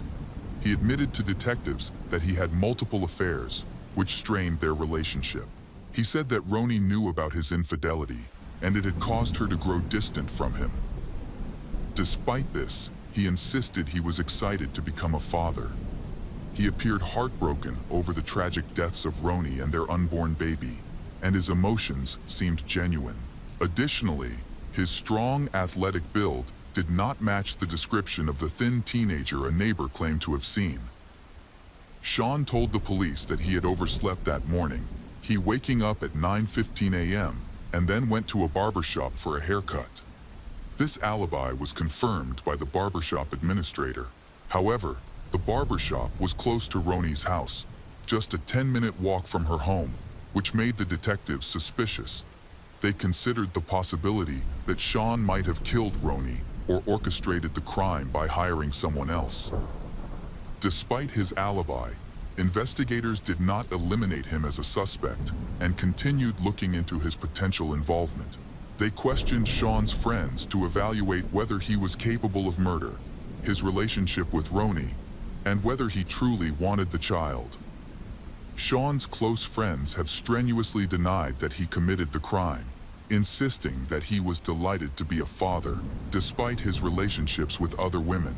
When detectives visited Sean's home for a follow-up interview, they discovered parenting books and baby items, indicating that he was preparing for fatherhood. During the interview, police asked who he thought might be responsible for the crime. He listed 16 women he had recently been involved with, and emphasized one name in particular, Monika Kurowska. Sean said that Monika, a fitness model from Poland, was someone he had dated while living in Europe. Their relationship ended a year ago, but Monika couldn't accept the breakup and began stalking him. She traveled to the United States and started following him. One night, she came to his apartment complex, ringing all the doors, including those of his neighbors and his own. When he stepped outside, he discovered a broken window and noticed Monika had blood on her hand. He found her behavior very worrying and dangerous, so he took out a restraining order against her. Sean suspects that Monika is the one who sent letters to Roni and his other lovers. These letters caused conflict between him and Roni. He suspects Monika because she follows him and knows all his secrets. In addition, the letters contain common errors in people who are just learning to speak English, like Monika. Even his mother received such a letter. Detectives became interested in Monika and eventually located her. During questioning, Monika denied any involvement in Roni's death, claiming she had an alibi. She was at work on the morning of the murder. The police confirmed her alibi. Monika shared a slightly different account of events. She admitted traveling to the USA to see Sean, hoping to win him back. Upon arriving at his home, she discovered him with another woman. In a fit of anger, she knocked hard on the window and accidentally broke it. Following this incident, she ended her relationship with Sean and claimed it was the last time she saw him. She also denied sending letters to Roni or Sean's mother. but the police remained skeptical of her story and continued to view her as a suspect. Despite their efforts, the investigation stalled. They suspect both Sean and Monica, as each had a motive to harm Ronnie, but both had alibis. No other suspects emerged. Then, the case took an unexpected turn. Police continued to question all of Ronnie and Sean's relatives. During the investigation, an acquaintance of theirs expressed suspicions about Marnie Yang, who was said to be obsessed with Sean. Investigators learned that Marnie had been in a relationship with Sean. The two had met 6 years earlier at a Chicago Bears convention, and Sean later reached out to her for help with real estate. Marnie, a realtor, had facilitated several real estate transactions for him. Marnie, single mother of 3 children, worked multiple jobs to make ends meet, including as a realtor, a waitress, and even photographer. Over time, she grew close to Sean, and their relationship continued up until Ronnie's murder. It was later revealed that they had slept together the day before the crime. This led investigators to scrutinize Marnie more closely. After speaking with her family and friends, they concluded that Marnie was obsessed with Sean. She viewed him as her possession and wouldn't leave him alone. When she discovered he had other relationships, she became furious. Her jealousy drove her to want he all to herself, believing he should belong only to her. She calls him her boyfriend, despite the fact that their relationship was short and fleeting. Detectives questioned Marnie, but she firmly denied any involvement in the crime. Despite this, she was unable to provide an alibi for the time of the murder. She claimed she was at home with her children, but the lack of evidence to support this made her the primary suspect. Detectives believe Marnie fits the description of the person they are looking for. With her petite build, she could easily be mistaken for a teenager if she was wearing a sweatshirt and hood. After obtaining a search warrant for the home, police discovered several important clues. Upon examining Marnie's computer, they discovered she had access to Sean's email and had been secretly monitoring his messages. Among the emails, they found letters from Monica to Sean written in broken English. Marnie had mimicked Monica's writing style, including the grammatical errors. She sent anonymous letters to several women involved in Sean's life, such as Ronnie and his mother. These letters contained accusations about Sean's relationships, and investigators concluded that her intention was to frame Monica as the main suspect. However, her plan ultimately failed. The police discovered a broken computer hard drive and several bank statements in Marnie's trash.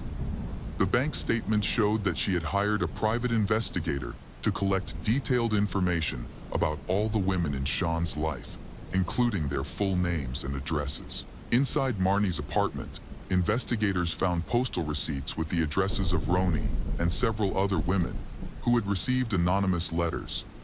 It also came to light that Marnie owned a gun. In September 2005, she was stopped at the airport for purchasing and transporting 2 pistols and 200 rounds of ammunition. Although she provided the required paperwork, the weapons were declared and shipped to Chicago. Marnie's former lover, who was a deputy sheriff, confirmed that she owned multiple pistols and was highly skilled at shooting. One of her guns was a 9mm pistol, the same type used to kill Ronnie, though this particular weapon was never located. Investigators also learned that Marnie had attempted to construct her own silencer.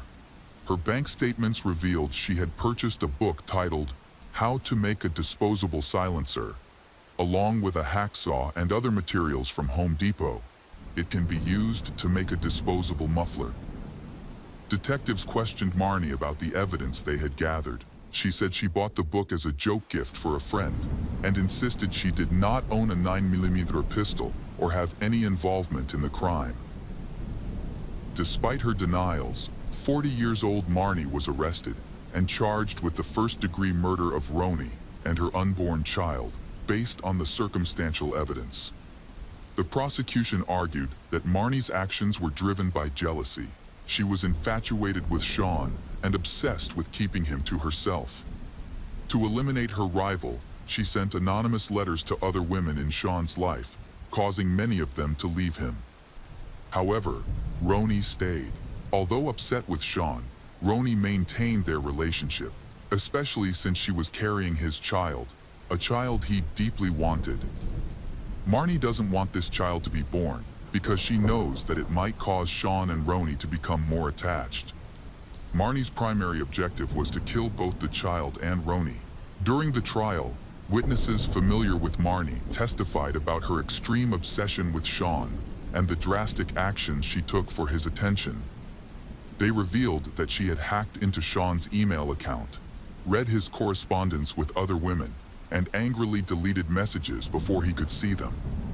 When she discovered emails from a woman named Monica, she devised a plan. Marnie, in Monica's writing style, sent an article exposing Sean from an anonymous email account with many errors. She spent the entire day talking about Sean, causing her colleagues to become concerned about her behavior. At the trial, even Marnie's daughter, Emilian, testified against her mother. Emilian, 20, expressed concern about Marnie's erratic behavior and obsession with Sean, which seemed to have driven her out of control. Sean also took the stand, detailing his tumultuous relationship with Marnie. He described their relationship as intense, but revealed that Marnie became deeply upset when she found out about other women in his life. She tried every way to keep him, but the obsession in her actions eventually drove him away. Sean said he had been planning to break up with her. When asked whether he believed Marnie could have murdered Roni, who was pregnant, he hesitated and expressed doubt. The prosecution's key witness was Christy Passion, a friend of Marnie's. Christy testified that Marnie had been reading Sean's emails and frequently expressed dissatisfaction with his relationships with other women. In the summer of 2007, Marnie confided in Christy about her frustration over Sean dating other women, and even mentioned plans to kill him. At the time, Christy took it as a joke and assumed she was simply venting. However, when Marnie discovered that Roni was pregnant, her focus shifted.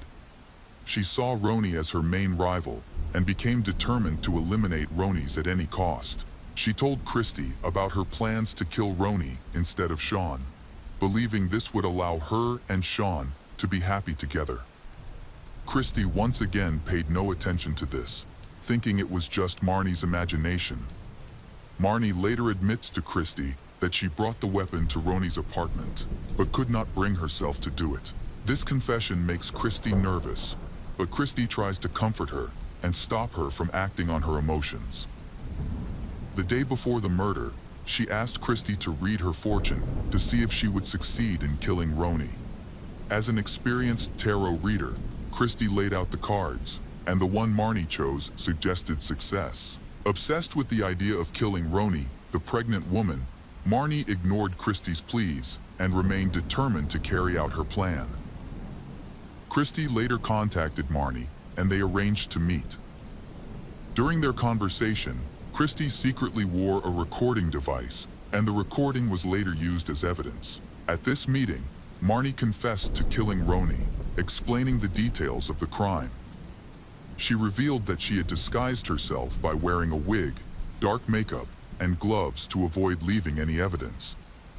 Marnie said she knocked on Roni's apartment door, and when Roni opened it, she drew her weapon and entered the house. She acted quickly, attacked Roni before Roni could scream. She admitted to being cautious, ensuring she didn't touch anything in the apartment and keeping her gloves on to avoid leaving traces. Marnie also described renting a black car, using a disposable phone, and then throw away the murder weapon, wig, gloves, and clothing in separate trash bins. She planned the murder meticulously so that it could not be detected, but Christy would testify against her. The recorded conversation became the prosecution's most compelling piece of evidence during the trial. The police investigation showed that Marnie's work computer had directions to Roni's house saved. They also confirmed that she rented a black Volkswagen on October 3. The vehicle's route was tracked from the rental location to Roni's apartment and back. However, the defense argued that there was no physical evidence that Marnie was at the scene, including DNA, fingerprints, or phone records. The case was based largely on circumstantial evidence and Christie's testimony. The defense wanted to discredit Christie by emphasizing her dubious background. They revealed that she had once claimed to be a psychic in the U.S. Army and said she was the sole survivor of a mission in the Middle East. However, it was later proven that she had fabricated her military service and had never even been in the Middle East. She had lied to enhance her qualifications for the role. The defense argued that Christie's testimony was unreliable and accused the police of falsely assigning blame to Marnie for the murder. The defense argued that there was no concrete evidence against Marnie, other than circumstantial evidence and recordings made under duress. The lawyer argued that Marnie confessed out of fear and in an attempt to protect her children, as her eldest son was under suspicion. Furthermore, an unidentified fingerprint was discovered on the door handle of Roney's apartment. The lawyer emphasized that the fingerprint did not belong to Marnie and that the police had failed to determine who it belonged to. The prosecutor acknowledged the existence of the fingerprint, confirming it was not in any database. However, they contended that the print could have been left by anyone passing by and was not necessarily linked to the crime. Marnie was convicted of 2 counts of first-degree murder for killing Roney Reuter and Roney's unborn child. She received 2 life sentences without parole. She and her lawyers opposed the sentence and filed an appeal, but it was denied. Marnie later claimed that she deliberately confessed to the murder to Christie to protect her son and stop people from bothering her. However, no one believed her explanation. Why would she include so many specific details about the murder if they weren't true? This makes no sense. The defense team argued that the black car seen on surveillance footage was not the Volkswagen that Marnie had rented. They also stated that a man had informed the police he had stolen Marnie's gun months before the murder, meaning she did not possess a gun at the time. Additionally, the murder weapon was never recovered at the crime scene. Fingerprints belonging to someone else were found, and they did not match Marnie's or any family member's fingerprints. The lawyer pointed out that male DNA was discovered on the cartridges at the crime scene, but it did not match Marnie's DNA and instead belonged to an unidentified man.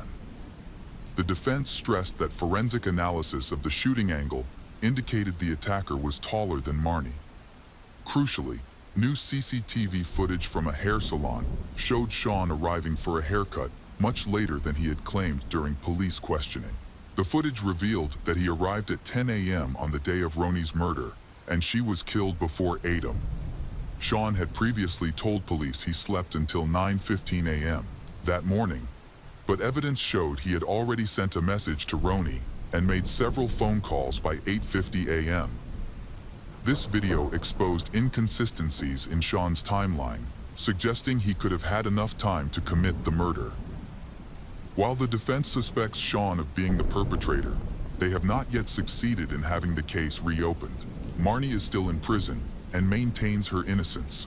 Sean, a former Chicago Bears player, played for the team for 11 seasons from 1984 to 1994, including their Super Bowl win in 1985. Having overcome his struggles in the United States, he now lives in London, United Kingdom, where he works as an NFL analyst for Sky Sports, a British sports channel, and regularly shares his expert analysis on weekly broadcasts. The case of Nicole Pitts.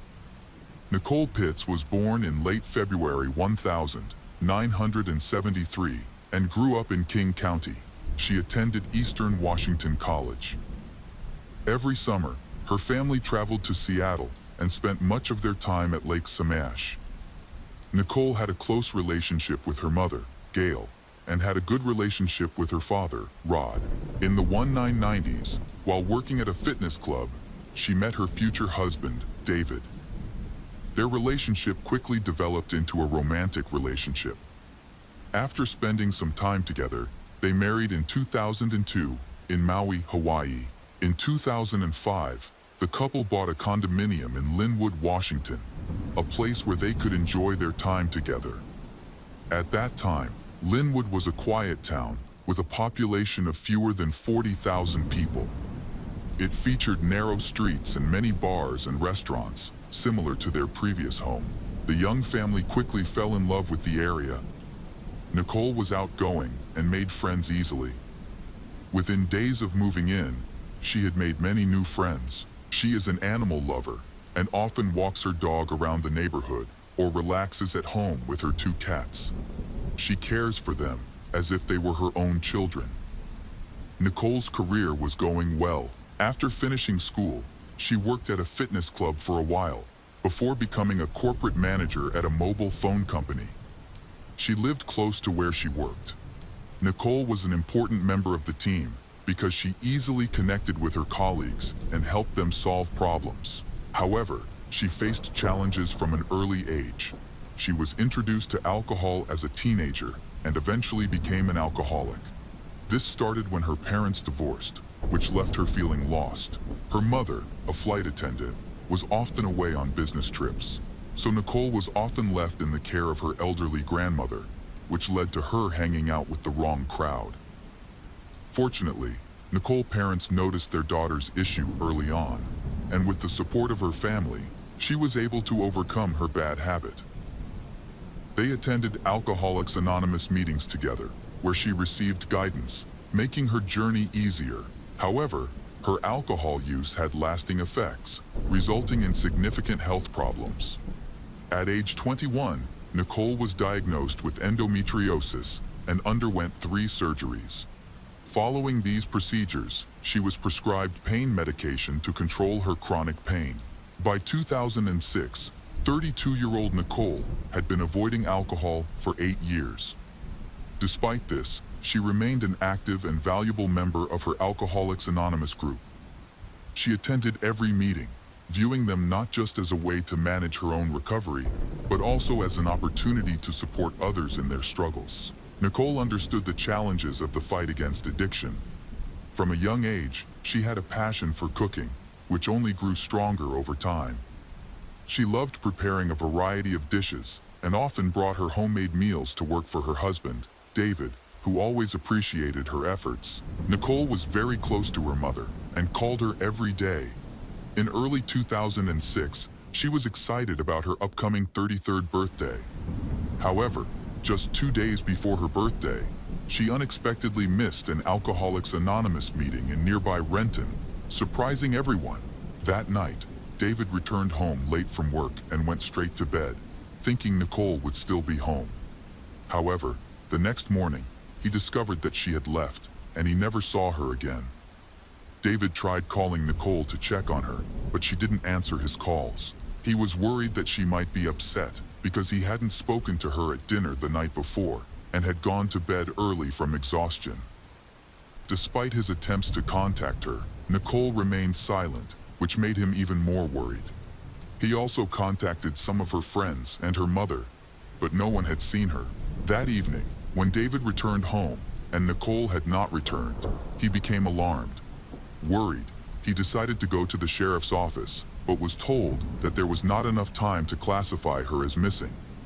However, David convinced the police to investigate her whereabouts, as her behavior was very unusual, and he feared that something might have happened to her. Police arrived at David's home and discovered that, in addition to Nicole, her 2003 Volkswagen Jetta was also missing. Nicole had left for work that morning, but was gone.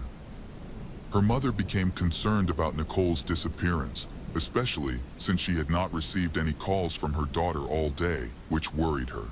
After police confirmed that no one had seen Nicole since she went missing, they began searching for her that same day. The family of the Nicole booked flights to Washington, hoping for the best and wanting to assist in finding their daughter as quickly as possible. Everyone was confused because Nicole was known to be reliable and responsible. She would never have vanished or ignored calls. Even if she couldn't answer right away, she would have called back soon. As her silence continued, her parents and husband grew increasingly worried. Those involved in the search for Nicole sprang into action immediately. Nicole's mother and stepfather went straight to the police upon arriving in the city. Members of the Alcoholics Anonymous Club who cared deeply for Nicole and wanted to support her family, also joined the search efforts. The club was significant to Nicole as she never missed a meeting and was set to receive an award for 8 years of sobriety, which she took great pride in. There was no reason for her to leave or abandon everything. Nicole's voicemail was filled with calls from friends and family, but none of them had been able to reach her. Some were concerned that Nicole might have relapsed, despite successfully battling her addiction for years. The police were actively searching for her, searching the surrounding areas of Linwood, but they found nothing. Meanwhile, Nicole's parents took action by creating a website to gather information about Nicole. Many people responded to the family's call for help, but most of the messages were just well wishes, and the little information they received turned out to be false. The search seemed to stall until a new event changed the course of the investigation. On February 7, a local resident was jogging near a wooded area of San Francisco Park, near a small lake. He accidentally discovered a strange object under a raspberry bush. Curious, he approached and was horrified to discover the body of a girl. A nearby witness quickly called the police. The police arrived in time, and acquaintances recognized the body as Nicole's. Forensic experts later confirmed that there was no evidence of rape. After the autopsy in the laboratory, it was proven that the Nicole had received multiple injuries during the beating, but the cause of death was asphyxia. The Nicole had multiple blunt force injuries on her legs, torso, and head, indicating a brutal murder driven by personal hatred. This raised the question, who could have done this? Nicole had no known enemies. The case was changed from a disappearance to a murder investigation. The news of her death was devastating for David and parents. News of her death devastated David and her parents. Police began investigating her bank card transactions to trace her final movements. They discovered that her card was last used on January 30 in a nearby town where she had paid for gas. Police requested video footage from the gas station, suspecting that the killer may have made the purchase instead of Nicole and hoping to identify him in the footage. While police wait for surveillance camera footage, they continue to search for Nicole's car, as it may contain important information for the case. Police reviewed Nicole's identity and social connections, but still found no clues. Nicole was known as one of the friendliest members of her work group and club. She had no enemies. Instead, she was a devoted friend, a loving wife, a caring daughter, and a skilled employee who loved her pets. Nicole even turned her own struggle with alcohol into a positive by supporting others who were trying to get sober, setting an example for them. While the police were searching for the car, her relatives and friends shared information about the missing car and Nicole's situation. They publicly appealed for help, urging people to be aware of the car and avoid touching it. Flyers were distributed that stressed the importance of calling the police immediately if the car was discovered, as the car was linked to Nicole's murder. This prompted local residents to pay attention to Nicole's car. On February 21, 2006, her car was discovered parked near the university. Police quickly seized the car for forensic analysis, hoping to gather evidence to arrest the perpetrator and piece together the events surrounding the tragedy. Inside the car, they discovered a large amount of trash and various items, including books and sports equipment. Police discovered that after Nicole went missing, someone had used her ID and credit cards. Police are investigating the possibility that Nicole's car may have broken down on the way, and she was picked up by a stranger and harmed, and the location of her car was unusual because Nicole was supposed to be traveling to another city. The position of the car seat suggested that it had been driven by someone much larger and taller than her. In the lab, experts meticulously measured the seat position to gather clues about a potential suspect. They found DNA evidence inside the car, including hair and a single fingerprint. Police collected DNA and checked. Several patrol officers searched the area where the car was found. They asked anyone nearby if they had seen Nicole's car or who had parked it, but this did not yield any useful information.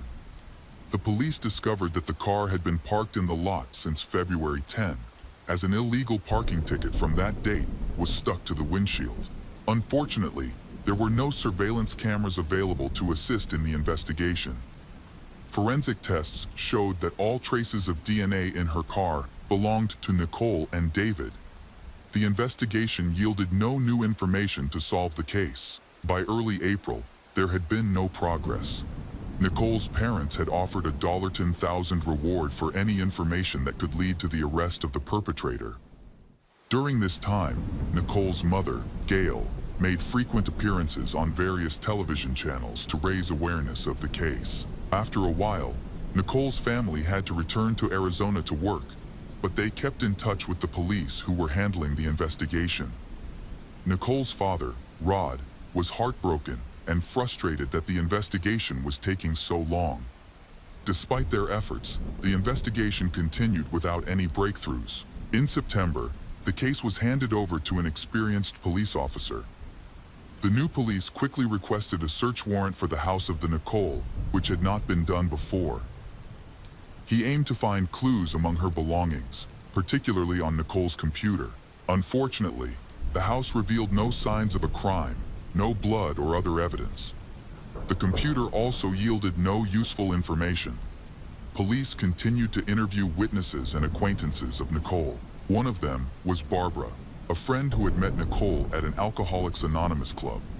They had planned to meet at a coffee shop the evening Nicole went missing, but she never showed up. At first, Barbara thought Nicole was just running late. Then Barbara tried calling Nicole several times that day, but Nicole did not answer any of her calls. During this time, the police still had no clues to the case. Meanwhile, Nicole's parents, Rob and Gail, were at their home in Arizona. Their grief did not subside for a year. Feeling desperate, they decided to hire a private investigator because they were puzzled by the inconsistencies in the case. Nicole had left the house without her wedding ring, which was very unusual for someone who was so proud of her marriage and who would never willingly remove such a meaningful symbol. A private investigator began his investigation, but no leads were found. Nicole's family then increased the reward for information about the criminal to $25,000. Organizations focused on fighting crime and finding missing persons contributed an additional $1,000. The community remained tense, knowing that a dangerous criminal was still at large, the perpetrator seemingly without a motive, suggesting that he could be a madman, ready to strike at any time. The police then requested a search warrant for Nicole's computer, believing it might contain clues about the criminal. In October 2009, the private investigator hired by Nicole's parents was charged with fraud. He falsely claimed to have found evidence in the case, but said he needed money to handle it. Her parents gave him more money, but then the private investigator disappeared and took on another case. As a result, his license was revoked. Nicole's parents no longer have a private investigator and no leads on the identity of the killer. In 2011, 5 years after Nicole's death, the investigation was still ongoing, but no significant updates were made. On March 21, 2012, the final suspect was arrested and revealed to be Nicole's husband, David. By this time, police had enough evidence against him. He was held in custody with bail set at $1 million. The prosecutor noted that the case had progressed significantly due to new technologies that were previously unavailable, especially in the field of forensic science. Police found that David's account of the night before Nicole's disappearance did not seem convincing. Additionally, police noted that only David and Nicole's DNA and fingerprints were found in her car. If strangers had been in the car, their fingerprints would still be there because they had not been erased.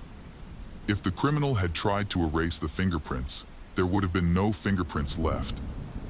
The driver's seat was adjusted to fit David's size, and surveillance footage from a gas station captured a person resembling him. After Nicole went missing, he used her cell phone to make multiple calls from various locations around the city. Police believed he was trying to throw the investigation off track. However, modern tracking technology allowed them to pinpoint the exact location of the calls. proving that Nicole could not have been there at the time because she was dead. Notably, both Nicole's and her husband's phones worked in the same areas. Strangulation, the method of murder, usually indicates a personal connection between the killer and the victim. Evidence found at the crime scene indicated that the killer was someone close to Nicole. This is consistent with the fact that she was not sexually assaulted. The medical examiner determined Nicole's time of death. It was found that she was killed at night or early in the morning while still in bed. Her limbs were clean, with no signs of struggle. Forensic experts determined the time of death by examining Nicole's stomach contents. They found that the food Nicole had eaten the night before was still undigested, suggesting that she had been murdered before she got up to go to work the next morning. Although they appeared to be a loving couple, it was clear that this was just a cover, and there were multiple reasons behind the crime. At the time, the family was facing serious financial difficulties. David is quite the party animal. He enjoys drinking and smoking marijuana, which puts a dent in the family budget. Nicole spent a lot of time and effort dealing with her addiction and had been trying to stay sober for years. David was jealous of his wife's strength. He also had affairs, and during the investigation, it was discovered that he had had at least 4 affairs. His lifestyle meant that he often pressured his wife into having sex. He even tried to drug her at a club to convince her, but she refused. This made him angry. He often met women at clubs, which led to sexual encounters. Just days after Nicole went missing, he began seeking new relationships. By the time he was arrested, David had remarried and had a child. This was especially painful for Nicole's parents, as their daughter had always wanted children. But David had no interest in that. Furthermore, David quickly began collecting documents to claim Nicole's life insurance. After gathering all the information, David was called in for questioning. At the police station, he denied any involvement in the murder. When asked to take a lie detector test, he agreed, but the results showed that he had lied. He was eventually arrested and charged with murder, but David firmly denied any involvement in the crime. The trial started in September 2013, 7 years after Nicole passed away. Her family and friends gathered in the courthouse, hoping for justice. The defense lawyer for the David argued that Nicole's death was linked to her relapsed alcohol addiction and possibly a new addiction to prescription drugs. He pointed to an empty pill bottle found during a search of the bathroom as evidence of this. And the defense insisted that all the evidence against David was circumstantial and that the case was based on speculation. Nicole's parents testified in court that David did not participate in the search efforts, did not help distribute flyers, and only pretended to be upset. Nicole's mother explained that the medication in question was a prescription painkiller prescribed to her daughter to treat severe abdominal pain caused by her endometriosis, which had significantly improved her condition. Prosecutors were unable to prove intentional conduct, so David Pitts was charged with second-degree murder. David was sentenced to 18 years and 4 months in prison, the maximum sentence under state law. The case of Rocio Waninkoff. Hilaria Alicia Hornos was born on December 2, 1952, in the rural province of Jaén, Spain, specifically in the city of Arroyo de Lojanco. At the age of 24, she fell in love and married Willem Waninkoff, a Dutch citizen. They had 3 children, a son, Guillermo, followed by 2 daughters, Rosa and Rocio. However, as their family grew, so did the strain on their marriage. Willem suffered from alcoholism, which led to frequent absences from home and eventually led to his losing his job. Their arguments escalated, with Willem sometimes raising his voice at Alicia and becoming aggressive. To support her family, Alicia took a job as a maid at a hotel in Ibiza. During this difficult period, she met Dolores, who was the director of the hotel where she worked. Dolores Vasquez was the daughter of immigrants from Galicia. She is highly educated and polite, and a very interesting conversationalist. A strong friendship developed between Alicia and Dolores, which later developed into a romantic relationship. A year after starting her relationship with Dolores, Alicia decided to divorce Willem. He then returned to the Netherlands, and Alicia moved in with Dolores. Soon after, the couple bought a new house in Malaga. After the divorce, Alicia gained custody of all 3 children and raised them with Dolores. All 3 of Alicia's children loved Dolores, and the 5 of them lived together as a family. In 1988, Alicia and Dolores chose to end their romantic relationship, but continued to live together as friends until 1994. After 11 years, they parted ways, and Alicia began dating a man named Juan Chirillo. She moved into a new place and embraced her new romantic life. With her children grown and her new partner by her side, life felt vibrant and full of love. On the morning of October 10th, 1999, Alicia discovered that her daughter, Rocio, was missing. Initially, she wasn't alarmed, thinking Rocio might have spent the night at her boyfriend's house or a friend's place. However, as the day went on and Rocio still had not returned, Alicia grew worried. The family reached out to Rocio's friends and boyfriend, hoping to find out where she was, but no one had seen her. On the evening of October 9th, Rocio left home around 5:30 p.m. after saying goodbye to her mother and older sister, Rosa. She was headed to a fair in Fuengirola with her boyfriend, Antonio, and her friends. Rocio lived in the La Tierra neighborhood, which was very close to Antonio's house. She spent time at his place until 10:30 p.m. and planned to return home briefly to shower and change before heading to the fair. Unfortunately, she never arrived home. Although Alicia was worried about her daughter Rocio's disappearance, she chose to go for a walk with Juan instead of contacting the police immediately. While walking down the street, Alicia noticed a large blood stain on the road. She pointed it out to Juan, who initially didn't think much of it. However, as they got closer, Alicia noticed her daughter's sneakers lying there with drops of blood on them.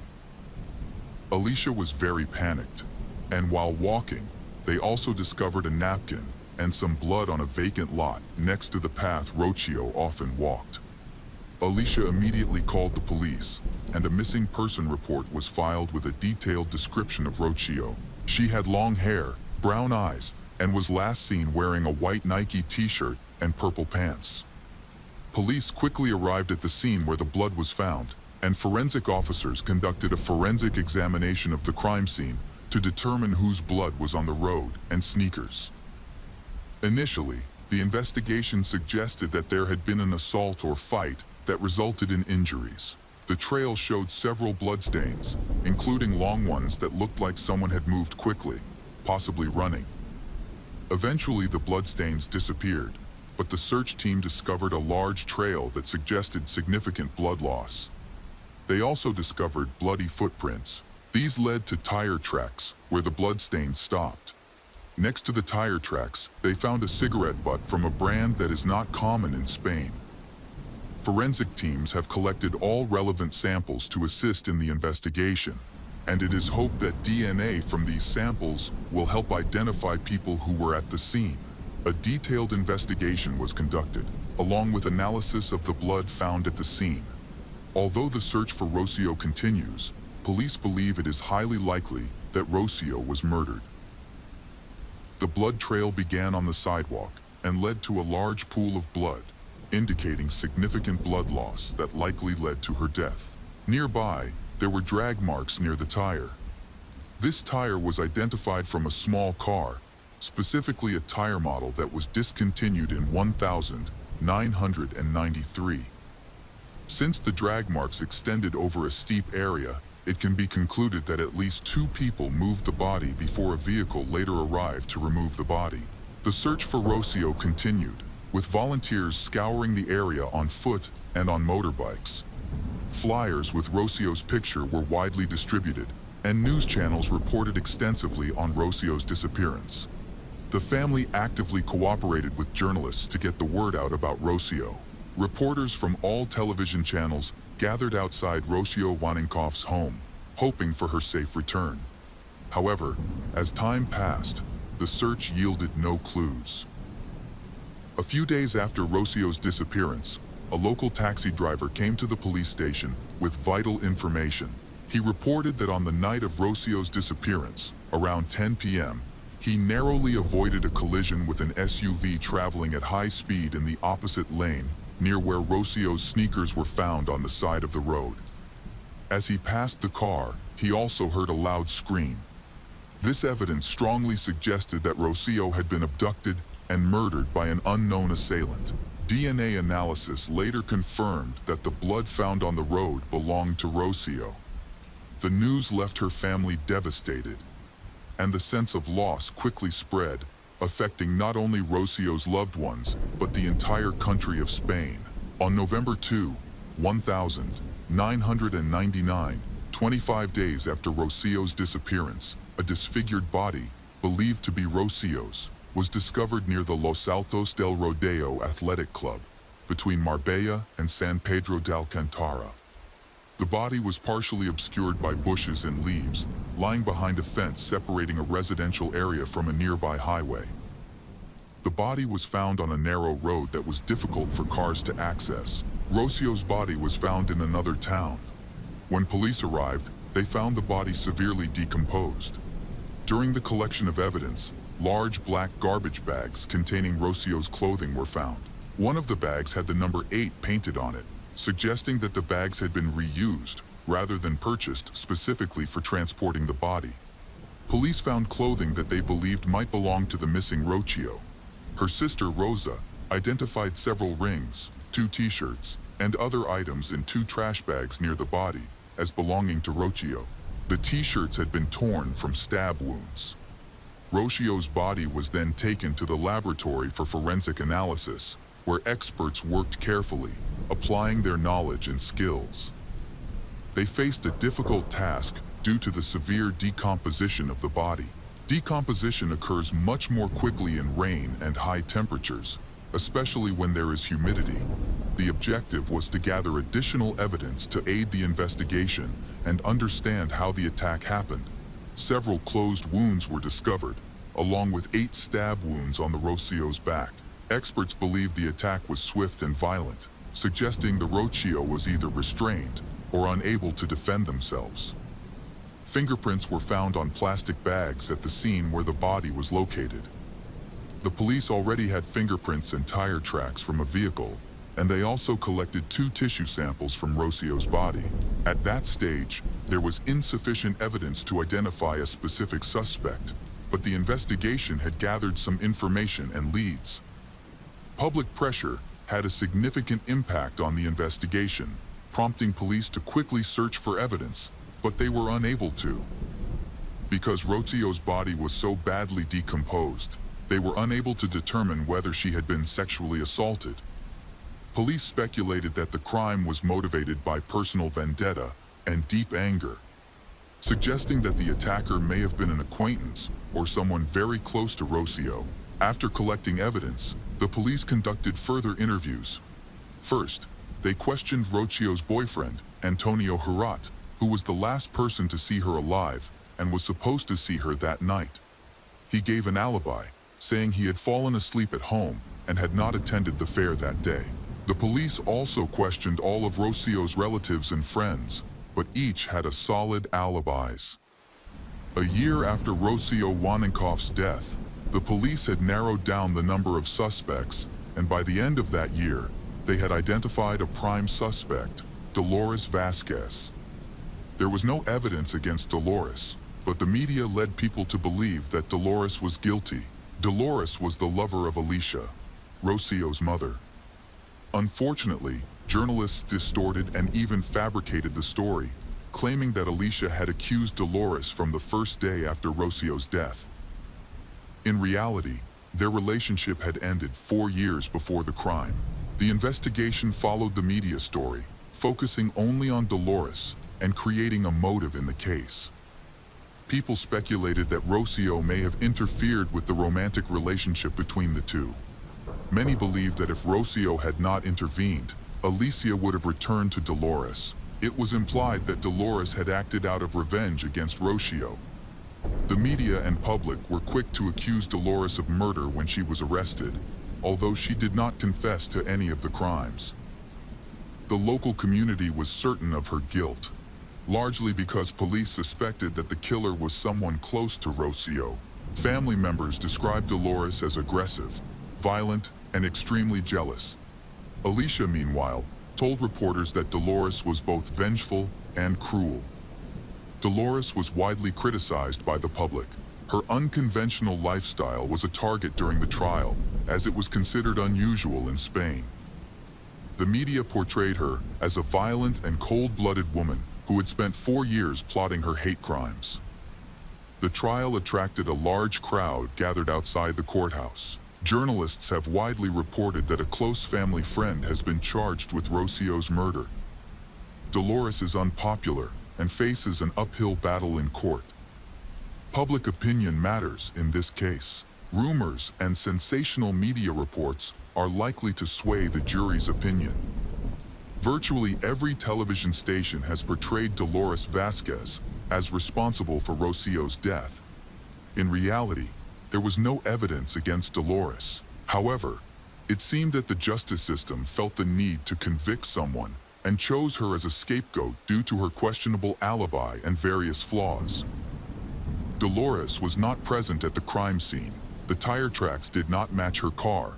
The fabric fibers found did not come from her clothes, and the fingerprints on the trash bags did not belong to her. She also had an alibi, stating that she was babysitting her sick mother and her young niece that day, but this was ignored. Over 50 witnesses were called to testify in court. Dolores only took the stand once and stated that she did not kill Rocio and that she did not even see her that day. She asked all of Spain to find the real culprit because it was not her, and that person could have been in the courtroom at the time. She stated that there was no evidence against her and never would be because she was innocent. It is noted that the judicial system in Spain is often criticized for being inadequate and often bending the law. Prosecutors and police in Spain focus on prioritizing their theories over justice, showing a complete disregard for the legal process. The police report highlighted circumstantial evidence linking Dolores to the crime and included a psychological profile of her, as there was no physical evidence. Ultimately, the jury found Dolores Vasquez guilty of murder, resulting in a 16-year prison sentence. The verdict was met with public celebration. Rocio's funeral drew a large crowd. During this time, the Rocio family and the local community felt a growing sense of fear. This atmosphere of fear was amplified by the numerous television programs that covered the case. After Dolores's arrest, the Rocio family appeared on various programs, sharing past stories that described Dolores as cold, unfriendly, demanding, and cruel. It took years and another similar crime to reveal that Rocio Waninkoff was not killed by Dolores Vasquez. On the morning of August 15, 2003, the parents of 17-year-old Sonia Carabantes reported her missing to the police. Sonia's friends said they had dropped Sonia off at her home, but she was not there. A short distance from her home, near a tree, her parents discovered her shoes, purse, and cell phone, along with traces of blood on nearby cars. The police quickly began searching for and investigating Sonia's case. As time went on, the family's despair deepened. They searched the neighborhood, but the bloodstains on Sonia's clothes left little hope that she would be returned safely. A key piece of evidence in Sonia's case was the car's headlights. The police contacted all local auto repair shops to find a car with a broken headlight matching the description. At the same time, the police found many similarities between Rocio's and Sonia's cases. Both girls had disappeared during the fair. All employees working at the fairs in Coin and Matril were investigated, as was the case with Rocio. Flyers with Sonia's picture were widely distributed, and many people actively participated in the search for her. They not only volunteered their time, but also provided any assistance needed to help the police. Police continued their investigation.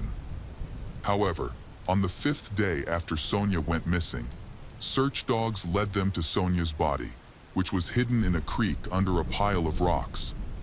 Heavy rains the night before had washed away any evidence that could help identify her attacker. On the day of her disappearance, Sonia had been at a fair in Coin. She had said goodbye to her friends near her home, where she was then attacked. Her attacker struck her multiple times, leaving her unconscious and defenseless due to the sudden and violent nature of the attack. The attacker then abducted her by car to a remote area away from her home. Sonia suffered both internal and external injuries before being strangled, ultimately resulting in her death. Sonia was found quickly, allowing police to gather and analyze crucial evidence from her body. Colonel Paca Gabella announced that significant evidence was discovered, including biological material. This was analyzed and added to the police forensic DNA database, leading to matches with genetic material found on a cigarette butt from the Rocio Waninkoff case. When comparing the two DNA samples, they were identical. This revealed that the man who killed Rocio in 1999 was the same individual who attacked Sonia. This suggests that Dolores Vasquez, who was wrongly convicted, while the real killer is still at large, took the life of another young girl. The evidence is clear. An English cigarette butt from Rocio's case and the skin particles found under Sonia's fingernails, all linked to the same offender. On September 18, Cecilia Pantoja, a young woman, contacted the police with suspicions about her ex-husband after seeing blood on his t-shirt just days after Sonia's body was found. Cecilia also mentioned that her ex-husband was away from home twice, driving somewhere on the day of the attack on Rocio. With the help of DNA testing and Cecilia's testimony, the police were able to identify the real killer of both Rocio and Sonia as Tony Alexander King. Tony's criminal activities began as a teenager in the Holloway area of North London. In 1985, the area was hit by a series of violent attacks on women, where victims were strangled and assaulted. At the time, Tony went by his birth name, Anthony Bramwit, then 19, was convicted of strangling 5 women until they were unconscious, using a rope or cable, and then assaulting them. The judge sentenced Tony to 10 years in prison, calling him a monster for his actions. Tony served only half of his sentence and was released in 1991. But he returned to prison shortly afterwards for robbing a woman and threatening her with a knife. He changed his name to Tony Alexander King in search of a new life, married Cecilia Pantoja, and tried to have a normal family life. They had a daughter together, but Tony soon returned to his old ways. A month after Sonia's death, he was arrested. During questioning, Tony admitted to killing 2 innocent girls. After his arrest, he recounted that he followed Rocio as she walked home from her boyfriend's house and threatened her with a knife when she tried to escape. Rocio was attacked with a knife in the neck, and Tony then stabbed her 9 times. In 2005, Tony Alexander King was sentenced to 36 years in prison for kidnapping, assault, and murder of Sonia. The court also ordered Tony to pay her family about $350,000. Tony was also sentenced to 7 years in prison for intentionally causing violence against a woman in Malaga in 2001. The following year, Tony was convicted of Rocio's murder and received an additional 19-year sentence. Before the trial, Tony wrote to Sonia and Rocio's mother, begging for their forgiveness. He is currently serving his sentence at Herrera de la Mana Maximum Security Prison in Ciudad Real, Spain. After the case was over, a huge scandal broke out in Spain because the innocent Dolores Vasquez was wrongly convicted of the murder of Rocio Waninkoff. It is hard to accept that not only can the police and the courts unfairly punish innocent people, but society can also judge and degrade them harshly. Even when a person can prove their innocence, they are still not recognized. It took more than a year to confirm that Dolores Vasquez was telling the truth and that she was completely innocent. In 2008, the Spanish Ministry of Justice offered Dolores Vasquez 120,000 euros in compensation, significantly less than the 4 million euros she had originally requested. Despite her wrongful conviction, Dolores never received an apology from the police. After being released from prison, Dolores returned to the UK. Now, more than 20 years later, Dolores has yet to receive an apology for her conviction, nor has she received any compensation since her case was closed in 2014. She works for a transport company in East London and has undergone a psychological assessment following her traumatic experience. She recently said she is still waiting for an apology after suffering from anxiety for years, which has made it difficult for her to communicate with others. The case of Dolores Vasquez, who was wrongfully imprisoned, is considered one of the most serious miscarriages of justice in Spain since 1910. The case of Samia Shahid, Chaudhry Mohammed Shahid, and Mityaz Shahid left their small village of Pandori in the Jhelum district of Punjab, Pakistan, in the mid-1980s to escape poverty and seek a better life. They immigrated to the UK, and in November 1987, their first child, Samia, was born in Bradford, West Yorkshire. A few years later, they welcomed their second child, a daughter named Mada. Shahid started a car rental business, which eventually grew to specialize in luxury vehicles, including limousines. As the business prospered, he helped two of his brothers and their families relocate from Pakistan to the UK. The Shahid family was well known and successful in Bradford, recognized for their wealth and influence. Shahid's brothers started and grew their businesses successfully. By the early 2000s, one brother owned a seafood shop chain, while the other ran a flower delivery and floristry business. Sisters Samia and Mada were born and raised in England, growing up in an interference of European and Pakistani cultures. However, their family strictly adheres to the traditions and laws of their homeland Pakistan. This created a sharp contrast between the liberal English lifestyle and the rigid rules imposed by their family. For instance, the girls were not permitted to drive, and their father closely monitored all their activities and interactions. The eldest daughter, Samia, was Shahid's pride and is considered Daddy's favorite daughter. He pampered her, buying her expensive clothes, jewelry, and let her study at the most prestigious university. She took great care of her appearance, using high-end cosmetics, go to beauty salons, and spend a lot of money there. Although she worked part-time at a post office, her lifestyle was primarily funded by her father, who fulfilled all her wishes. Secretly, Samia would sometimes rent a car and drive herself, as she loved driving and felt confident behind the wheel. She couldn't understand why Pakistani traditions restricted women from driving. Independent and strong-willed, she valued her freedom, but still made an effort to follow her parents' wishes and avoid upsetting them. Samia had many friends from university in England and stayed in touch with them. She was known for being bright, kind, and cheerful.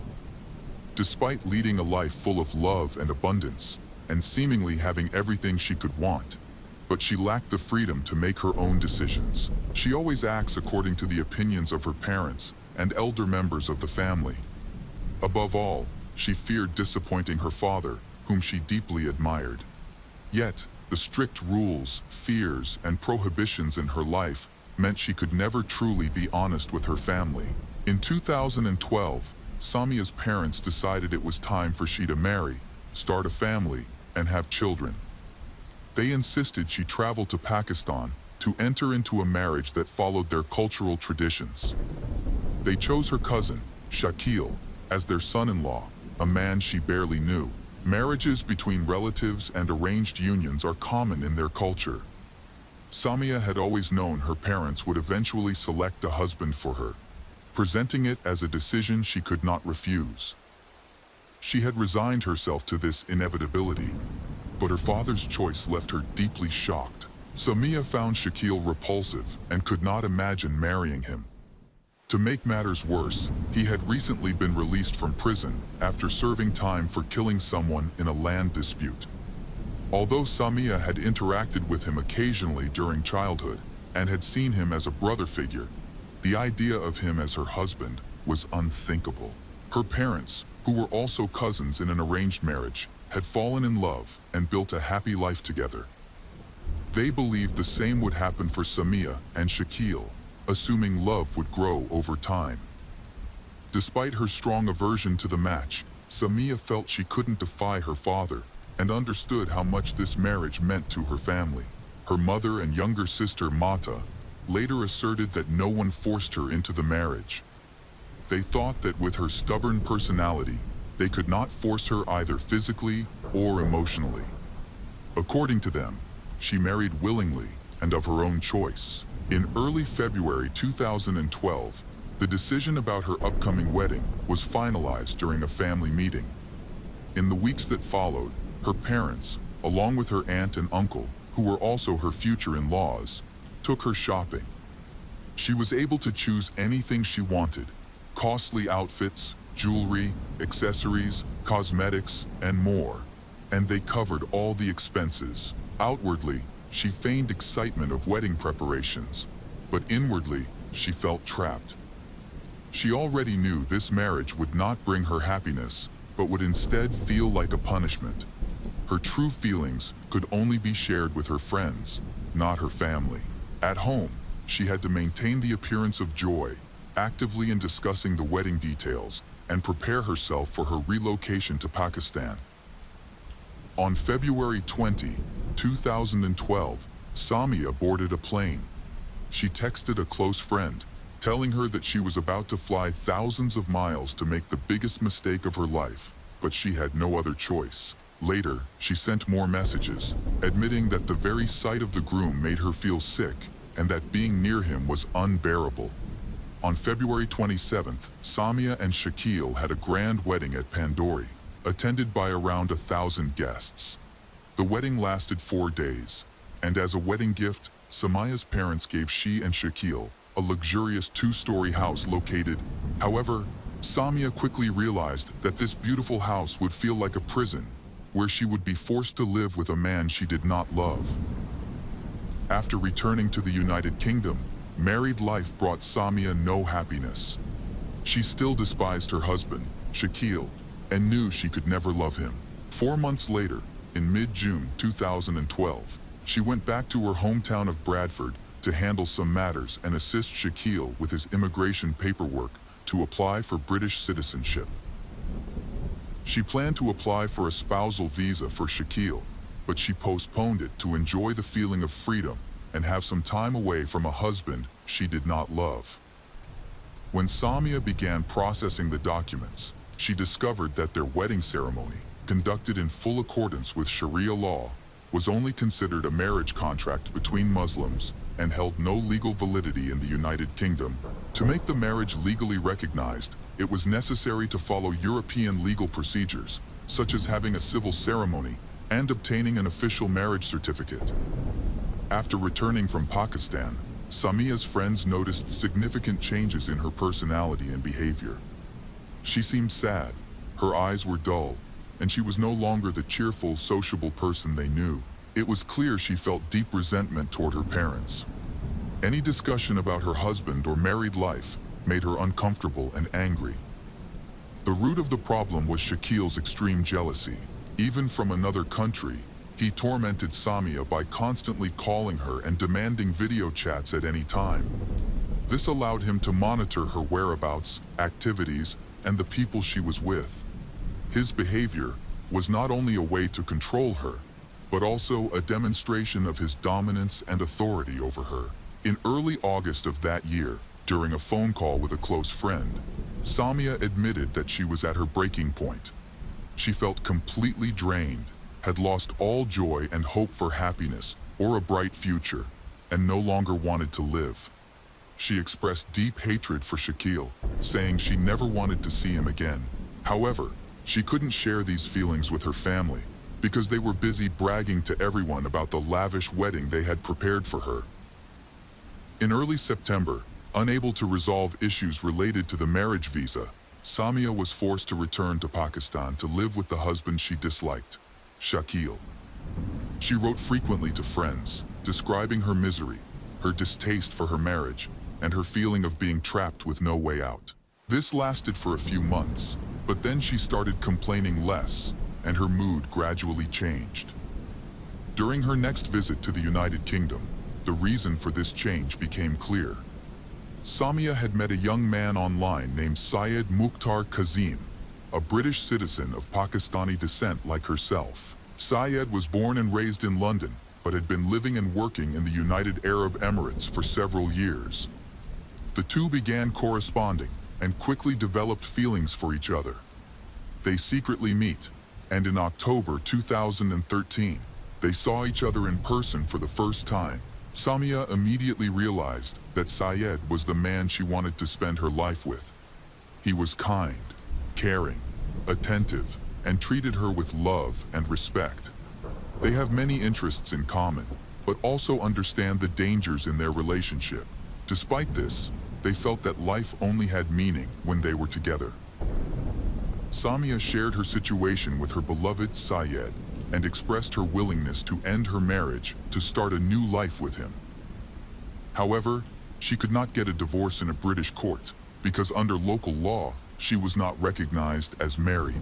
In the spring of 2014, Samia decided to confront Shakil and asked him for a divorce. He refused rudely, declaring that she would remain his until the end of her life. During another visit to the United Kingdom to see her parents, Samia secretly reached out to a local Islamic Sharia council, explaining that she had been forced into the marriage, which was grounds for annulment. She also converted from Sunni Islam to Shiite Islam, the religion Syed now practices. When the cleric from the council contacted Shakil to hear his perspective on their marriage, he once again refused to cooperate, angrily declaring that he would not consent to a divorce. Afterward, the Islamic Sharia Council of the United Kingdom annulled Samia's marriage, acknowledging that she had been forced into it due to family pressure. Her family was unaware that she had divorced Shakil and was planning to remarry, this time to the man she truly loved, Syed. In September 2014, Samia secretly married Syed. Unlike the previous marriage, this marriage was legally recognized, and they also received a marriage certificate to confirm its legality. The cleric who approved the annulment of her first marriage was also the one who presided over the nikah ceremony. Only a few close friends attended the intimate wedding. Samia and Syed was overjoyed. Samia confided in her friends that she felt like a princess in a fairy tale and could hardly believe her happiness was real. Sadly, this happy moment turned out to be the beginning of a nightmare and eventually led to exile.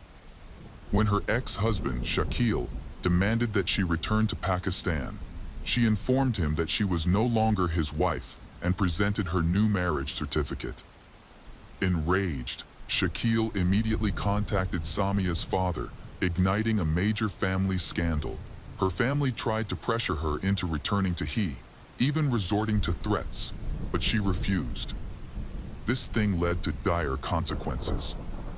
A few weeks later, while shopping with her younger sister, Samia was brutally attacked on the street. Her sister was left unharmed, but she was severely beaten with metal bars and narrowly avoided having her legs broken. Although police took her statement, but the identity of the attackers remained unknown, and the case was soon closed. At this time, Syed had to travel to Dubai for work, leaving his wife, Samia, in the United Kingdom, where she was waiting for a visa to join him. The waiting period was agonizing for her, filled with threats, conflicts with her relatives, and fears for her safety. Her parents tried to prove that her divorce from Shakil was valid, and even confronted the cleric who had officiated her marriage to Syed. Samia's mother was especially enraged, hurling insults at her daughter, accusing her of disgracing the family, and warning that she would face severe consequences. In the spring of 2015, Samia finally received her visa and was able to join Syed in Dubai. For her, it felt like an escape. as she feared her family would do everything in their power to prevent her from leaving and force her to return to Pakistan. To protect herself, she entrusted her passport to friends, who also purchased her plane ticket and accompanied her to the airport to ensure her safe departure. A new chapter of Samia's life began. The following year was the happiest of her life. She lives with Syed, the man she loves, who always cherishes and treats her with care. For the first time, she could drive a car, something her parents and former husband Shakil would never have allowed. In photos she shared on social media, she appeared radiant, confident, and more beautiful than ever. It was clear she was living the life she had always dreamed of. She hoped to become a mother soon, but unfortunately, that dream was not realized. Despite this, she and Syed remained optimistic about the future, planning their life together, unaware that her family had decided against her. Shortly after Samia left, her parents filed a missing persons report with the police, which they later attempted to reclassify as an abduction, accusing Syed of kidnapping her. Meanwhile, Shakil's family began plotting ways to force she to return. They realized that threatening her was no longer effective, but they still believed they could exploit her emotions and compassion to manipulate her. In June 2016, Samia received devastating news. Her aunt, Shakil's mother, had passed away. Heartbroken, Samia considered traveling to Pakistan for the funeral, but knew it could be dangerous. Many relatives still resent her for divorcing Shakil and remarrying Syed. Her actions were seen as treacherous and shameful. A week after the funeral, her mother called again with more distressing news. Her father's health had sharply declined. He was diabetic, and his condition had become critical. Samia feared that if he passed away, she could never forgive herself for not visiting him. Despite her own worries and Syed's dissuasion, she decides to go to Pakistan. Concerned for her safety, she promised her husband to stay in regular contact.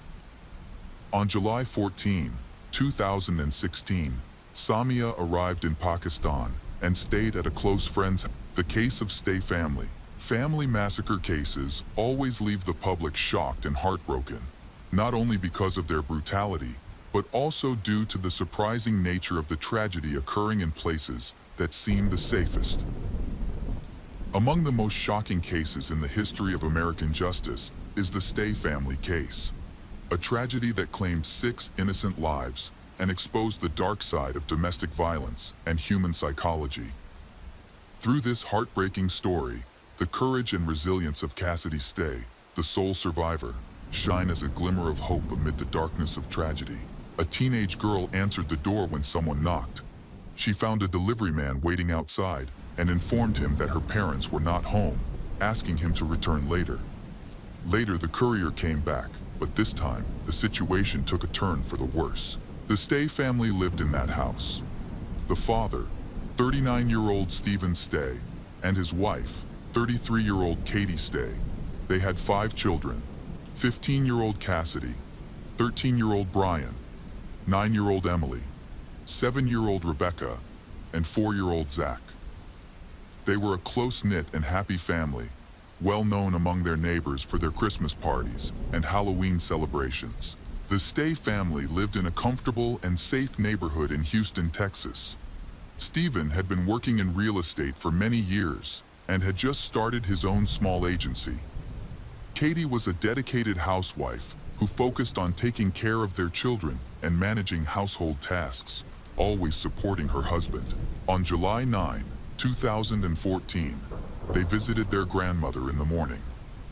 Later that afternoon, after returning home, Katie and Stephen went to the bank, leaving their daughter Cassidy in charge of her younger siblings. A knock sounded at the door. Cassidy opened it and saw a courier from a delivery service holding a package. She informed him that her parents were not home. Cassidy didn't see the courier's face clearly, so she asked him to come back later and shut the door. After a while, the courier returned. When she opened the door again, she repeated that her parents were not home yet. This time, she looked closely at his face and recognized him. It was Ronald Lee Haskell, her Aunt Melanie Lyon's ex-husband, who was 33 years old. When Ronald saw that Cassidy recognized him, he told her he wanted to see Melanie. Cassidy replied that Melanie was not home. Worried, she tried to quickly close the door, but this made Ronald angry. He kicked the door hard, causing Cassidy to fall to the floor. He forced his way into the house and pulled out a gun. Instead of a package, he had a folded blanket, which he planned to use as a silencer. The children were terrified, clinging to each other and pleading with Ronald to leave, but he ignored their pleas. He held them hostage while waiting for Stephen and Katie to come back. When Katie returned from the bank and entered the house, Ronald confronted them with a weapon, demanding to know where Melanie was. They refused to answer because they knew he was dangerous. That was why Melanie had divorced him, and she was hiding. Ronald took their mobile phones and ordered them to lie face down on the floor. Realizing the danger, Katie jumped up and screamed, "No!" But then, he attacked her in the face and proceeded to target each family member on the floor, aiming for the back of their heads, including the children. Zach also was shot in the shoulder.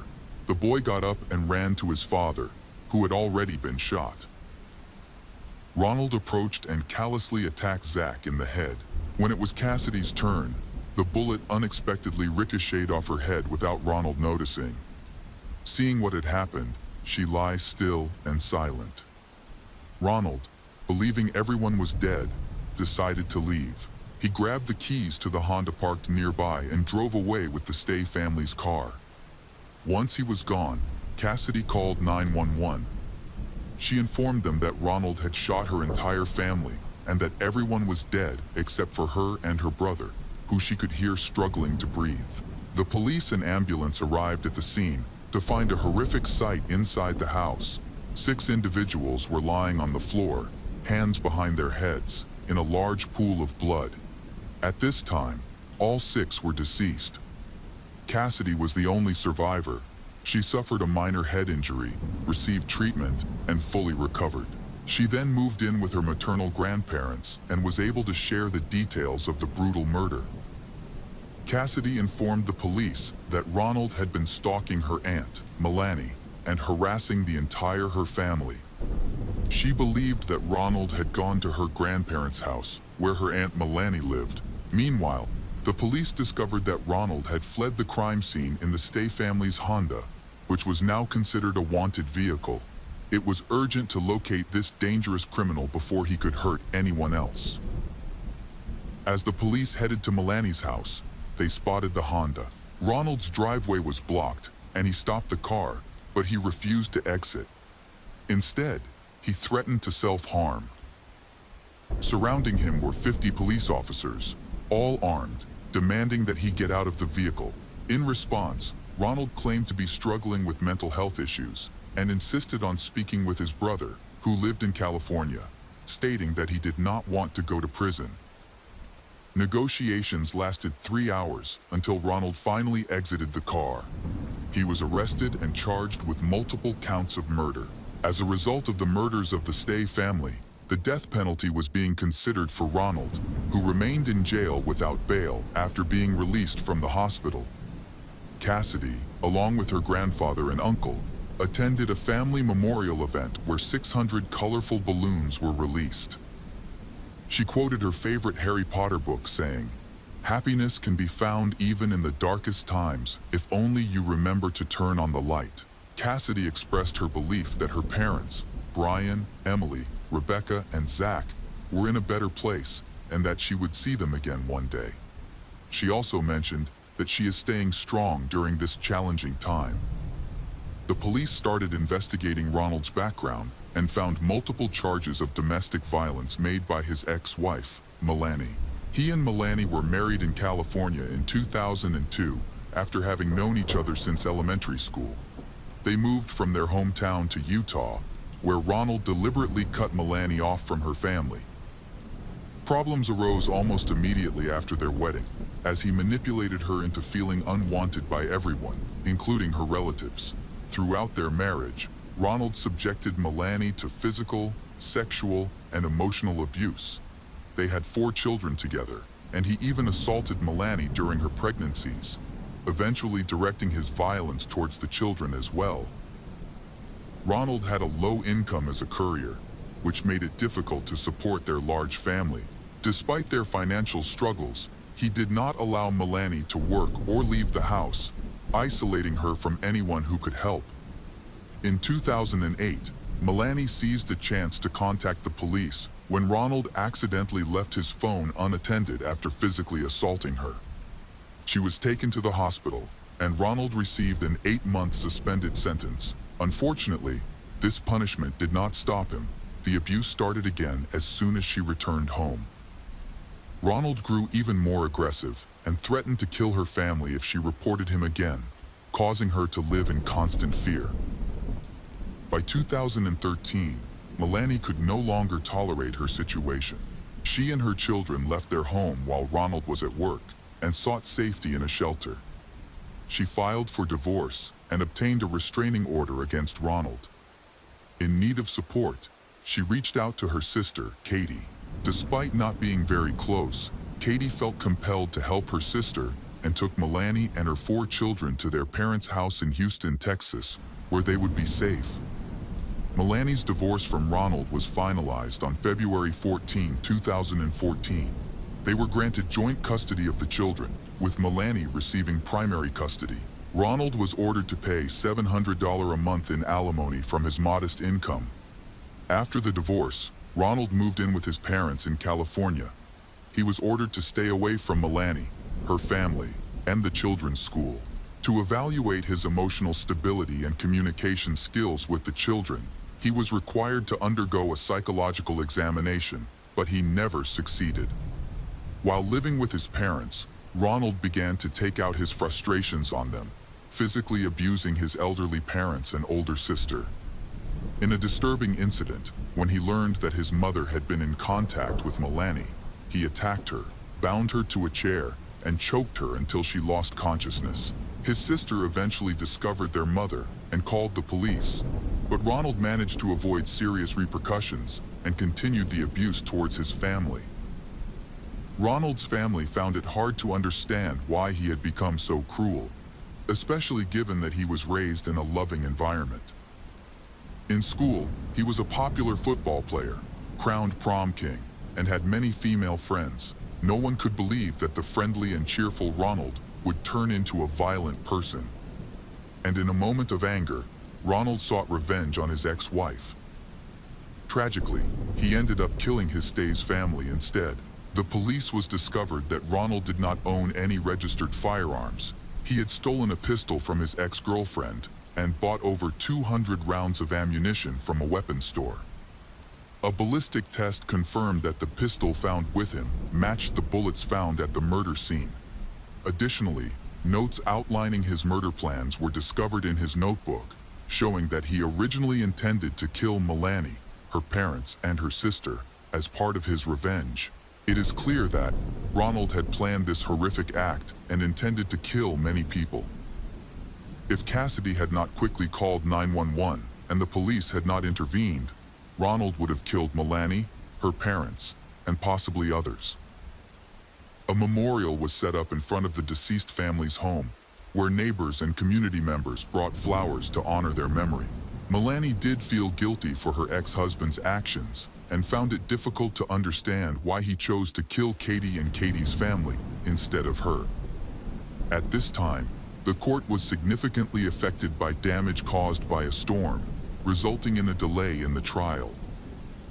It wasn't until August 25, 2019, that the trial finally started, with Ronald facing the death penalty. Ronald fainted during the proceedings and had to be placed in a wheelchair. His lawyer claimed that he was scared and required a mental health assessment. A psychiatric evaluation revealed changes in his behavior, and he was diagnosed with narcissistic personality disorder. The psychiatrist believed he was pretending to have a mental illness to evade responsibility for his actions. Ronald had previously been diagnosed with depression and bipolar disorder while living with his parents and had attempted suicide 3 times without success. Ronald confessed to killing Stay's family but said that voices in his head urged him to do it. He claimed he wasn't aware of his actions at the time. However, the prosecution presented CCTV footage showing Ronald at a hotel, a store, and a cinema before the murder. In the footage, he appeared calm and rational, which suggested he was not insane. The defendant's brother stated that Ronald was extremely angry with Katie, who aided Melanie and the children in their escape. He wanted to take revenge on her. Melanie corroborated this by saying he had been stalking her and had threatened to kill the entire her family. Notes found in his notebook indicated that he had been planning these actions for several months, showing that this was not a result of sudden insanity. In court, Cassidy also was the key witness against Ronald. She had grown up significantly and was a student at the University of Brickmayanka in Utah, where she was also engaged to her boyfriend. Cassidy recounted the terrifying experiences she had in the house during the murder and was shocked that Ronald showed no remorse for his actions. Throughout the 5 years he spent in prison awaiting trial, he did not reflect on his crime or feel any regret. Finally, Ronald was found guilty and sentenced to death by lethal injection. He is currently on death row waiting for his execution. The Stay family massacre is not only a tragic loss, but also a profound reminder of the impact of domestic violence and the dangers of leaving mental health issues untreated. Although the pain Cassidy Stay endured is immeasurable, she chose to use her loss as motivation to spread a message of courage and mental strength. The Stay family's story not only reminds us of the importance of protecting our loved ones, but it also inspires each person to feel a sense of responsibility to the community in preventing and resolving violence. The case of Carrie Ann Jopek. Carrie Ann Jopek was born on August 17, 1968, in Milwaukee, Wisconsin, a large city with a population of over 500,000. Her parents, Carolyn and Robert, divorced when she was very young. Shortly after, her mother remarried a man named Frederick Toussaint. The family lived in downtown Milwaukee along with 2 daughters, the youngest of whom was named Maggie.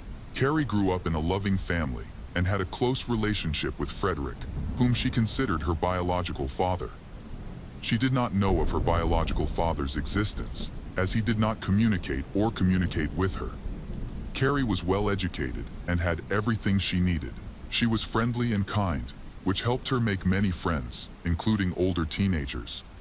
However, during her teenage years, Carrie's personality began to change, leading to conflicts with her mother and stepfather.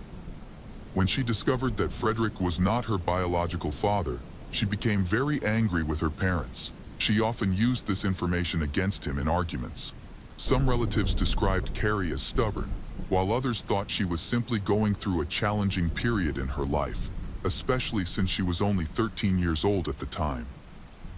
On March 15, 1982, Carrie was allowed by her parents to stay overnight at her friend Marcia's house. Since both girls were in 7th grade, they went to school together the next morning, March 16. However, because they were in different classes, they could only see each other at lunchtime. Carrie was upset because her teacher had reprimanded her for arguing with another student who had spilled paint on her. The teacher then contacted Carrie's parents to report Carrie's behavior and truancy. The teacher suggested that Carrie's mother pick her up after school to discuss her actions. However, Carrie's house was close enough to the school, so her mother allowed Carrie to walk home by herself. Carrie was upset. She knew her mother and stepfather would probably scold her, so she didn't want to go home. Her friend comforted her, and they parted ways after school. Although reluctant, Carrie had to go home because she lived only a few blocks from school. Normally, it would only take her 3 minutes to walk home, but that day, she never returned.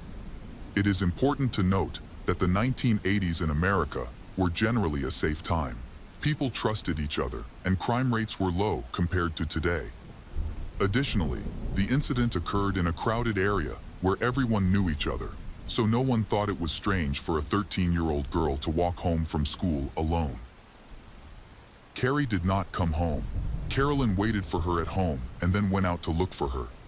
Carolyn thought that Carrie had stopped to visit a friend on the way home and would be back soon. It is important to note that they could not contact Carrie because cell phones had not yet been invented.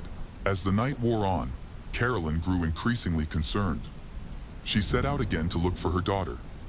First, she went to see Carrie's best friend, Robin, who lived across the street.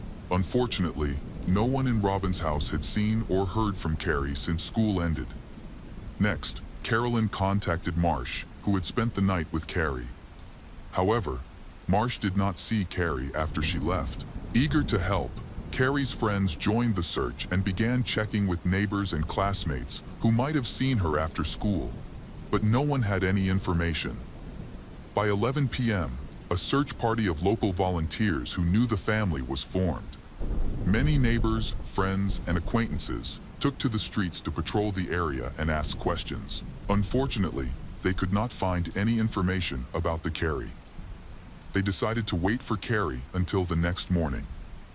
On March 17, when the girl still had not returned home, Carolyn went to the police station to report her missing. By then, the Carrie had been missing for almost a day, prompting police to act quickly, as the situation could be serious. Initially, the primary theory was that Carrie had run away, as she was known to be a difficult teenager who sometimes skipped classes and often spent the night at friends' houses. Police thought that Carrie was simply spending time with friends. However, after interviewing all her friends, they realized this was not the case. None of them had seen Carrie after school, leading them to conclude that something must have happened to her on her way home. They then began questioning residents living along her route that day, but these inquiries yielded no useful information. None of the residents had seen Carrie or noticed anything unusual. The police discovered that Carrie had been upset with her family after learning that her stepfather was not her biological father. Police believed this revelation might have driven her to search for her biological father, whom she could have gone to see that day. By this time, a day had passed since Carrie left school, and there was still no news about her. The police located her biological father, Robert, who lived in a different area of Malak, hoping she might be with him. Unfortunately, when they contacted him, their hopes were dashed. Robert explained that he had been at work all day the previous day and had not seen Carrie. A thorough inspection was carried out at the house of the Carrie. Police searched through all her belongings for clues, but found nothing significant. Consequently, the search for the missing person continued. A day after her disappearance, there was still hope that the teenager was alive. However, the critical window for finding a missing person is 48 hours, after which the chances of a successful rescue decrease significantly. Therefore, the police needed to act quickly. During the investigation, the police focused on Johns, who lived just a few houses away from Carrie's family. John was 17 at the time and had developed a close relationship with Carrie. The police learned that he had a rebellious personality and a history of legal trouble, including convictions for petty theft and selling marijuana. Despite their 4-year age difference, John showed an interest in Carrie, which raised concerns. The police decided to investigate further and brought John in for questioning. John adamantly denied any involvement in Carrie's disappearance, claiming that he had not even seen her that day.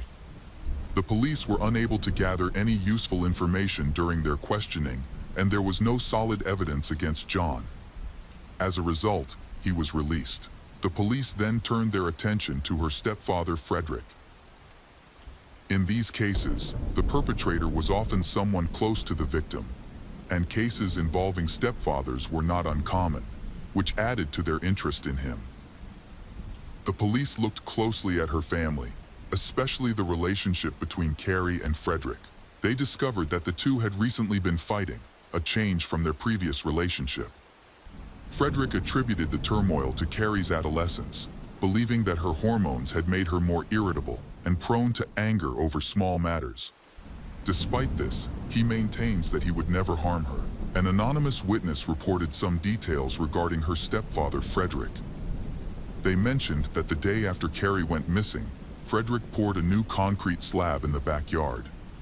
The witness suggested that this may have been Frederick's way of disposing of the body by burying it underneath the concrete slab. This information seems suspicious and should be investigated. The concrete slab was examined using ground-penetrating radar, and no suspicious voids were detected. When the area beneath the slab was excavated, it was found to be empty. The yard was well maintained, showing no signs of recent digging. The police decided to conduct a second round of questioning with the Carrie's friends, focusing on the possibility that she might have run away with a boyfriend. Although Carrie never mentioned having a boyfriend to her parents, the police speculated that she may have kept this relationship secret. However, her friends firmly denied this possibility, insisting that Carrie was not in a relationship with anyone. The police tried to collect evidence, but it is important to note that forensic science in the 1980s was not as advanced as it is today. At that time, there was no DNA testing, trackable cell phones, cameras, or GPS technology. This made finding evidence more difficult. As a result, the police could not find any clues. Carrie seemed to have disappeared without a trace. Lack of evidence then caused the case to stall. The police did not have a strong motive for Carrie's abduction, nor could they find a suspect. To raise public awareness of their daughter's disappearance, Carrie's parents turned to the media for help. They appealed to anyone with information about Carrie to come forward, but still, no leads came. The investigation was stalled due to lack of evidence. More than a year later, on September 2, 1983, a mysterious body was found in the John family home. The contractor was repairing the back porch. He leveled the ground and dug up a significant amount of dirt. While doing so, he noticed a foul odor coming from a pile of disturbed dirt. Upon inspection, he discovered human remains. The contractor immediately called the police. Everyone believed the remains to be those of Carrie.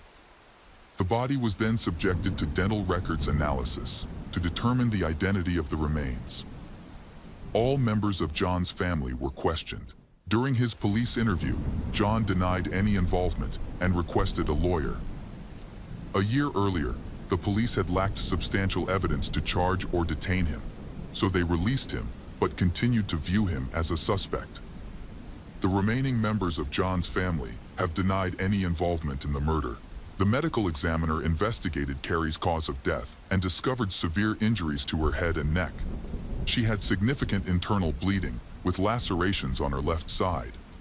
These injuries suggested that she had been attacked by someone else, leading to the case being classified as a homicide. Unfortunately, the autopsy was unable to provide enough information to determine whether rape had occurred.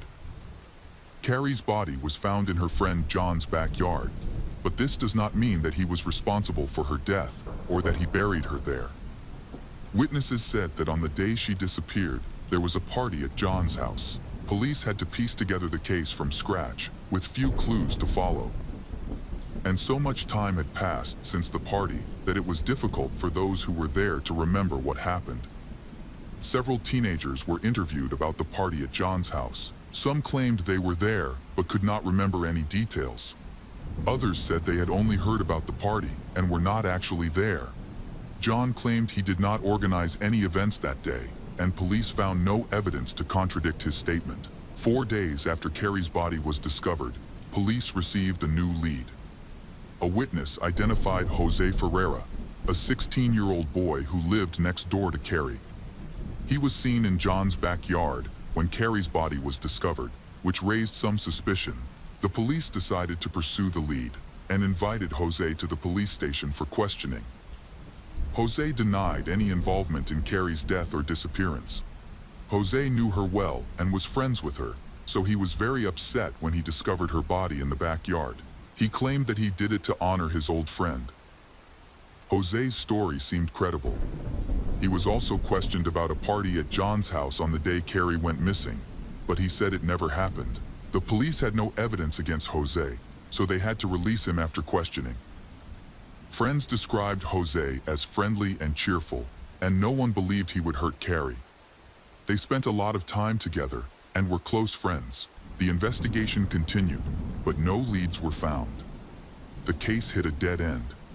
It wasn't until 33 years after Carrie's murder that the investigation made any progress. On October 11, 2015, a man contacted a journalist to confess to the murder. His name was Jose Ferreira. In addition to contacting the journalist, he called the hotline and admitted to killing 13-year-old Carrie Ann Jopek years earlier. He also confessed to his wife about the crime. Journalists and switchboard operators were stunned by his confession and immediately notified the police. At the same time, Jose's wife learned of his crimes and went to the nearest police station to report him. Jose was 50 years old at the time. The police reviewed the case file. Despite Jose's confession, the police were in no hurry to arrest him. 2 days after his telephone confession, Jose turned himself into the police station and gave a detailed account of the events of 33 years ago. His sudden actions and confession were because he believed it would prevent his wife from getting a divorce. This statement puzzled the police. Jose said that on the day of the incident, Carrie returned home from school. She noticed a party going on at John's house. She wanted to avoid going home where she would face punishment, so she decided to join the party. At the party, she met Jose and they engaged in conversation. Then they went down to the basement together to find some wine. On the way down to the basement, he kissed her and she agreed. As they walked down the stairs to the basement, Carrie suddenly changed her mind and said she wanted to leave. In a fit of rage, he pushed her, causing her to lose her balance and fall down the stairs, resulting in a broken neck. In a moment of loss of control, he raped her, not knowing that she had died from the fall. His actions were classified as sexual assault and use of force. He defended himself by claiming that he had loved Carrie. He felt offended by her decision to leave, but he insisted that he did not want her to die. He panicked and dismissed the incident as an accident. Jose feared going to jail and ruining his life.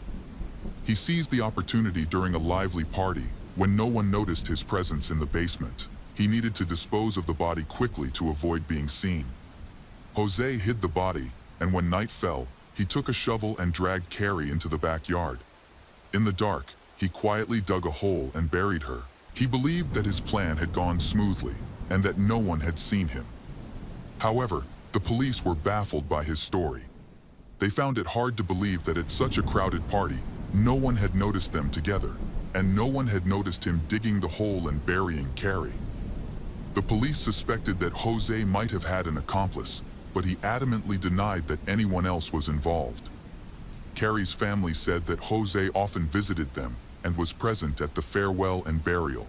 Carrie's mother remembered that Jose had mentioned being haunted by Carrie's ghost, which surprised them, but they ignored it at the time. While this could have been a warning sign, no one thought that the killer could be one of the friendly people in the neighborhood. Jose later revealed that Carrie's spirit had haunted him for years, making it impossible for him to live a normal life. This ultimately contributed to his decision to confess to the crime to ease his conscience. During the trial, the prosecutor asked for Jose to be convicted of second-degree murder. The defense argued that the case was manslaughter. Initially, bail was set at $200,000, but Jose then began to recant his confession. The prosecution's case relied heavily on Jose's confession. It would have been difficult to convince the jury of his guilt without any evidence. Ultimately, the prosecution offered a plea deal. In March 2017, Jose Ferreira agreed to plead guilty to sexually assaulting Carrie, which reduced his prison sentence to 7 years. The final sentence was handed down 35 years after Carrie was murdered. In 2022, Jose was released from prison and moved to the nearby town of Glendale, Wisconsin. He was listed in a police database as a potential sex offender and placed on supervision. Carrie's family expressed outrage that the man who murdered and raped a 13-year-old girl was released after only 7 years. He now lives a quiet life, as if nothing had happened, and as if he had not taken an innocent life.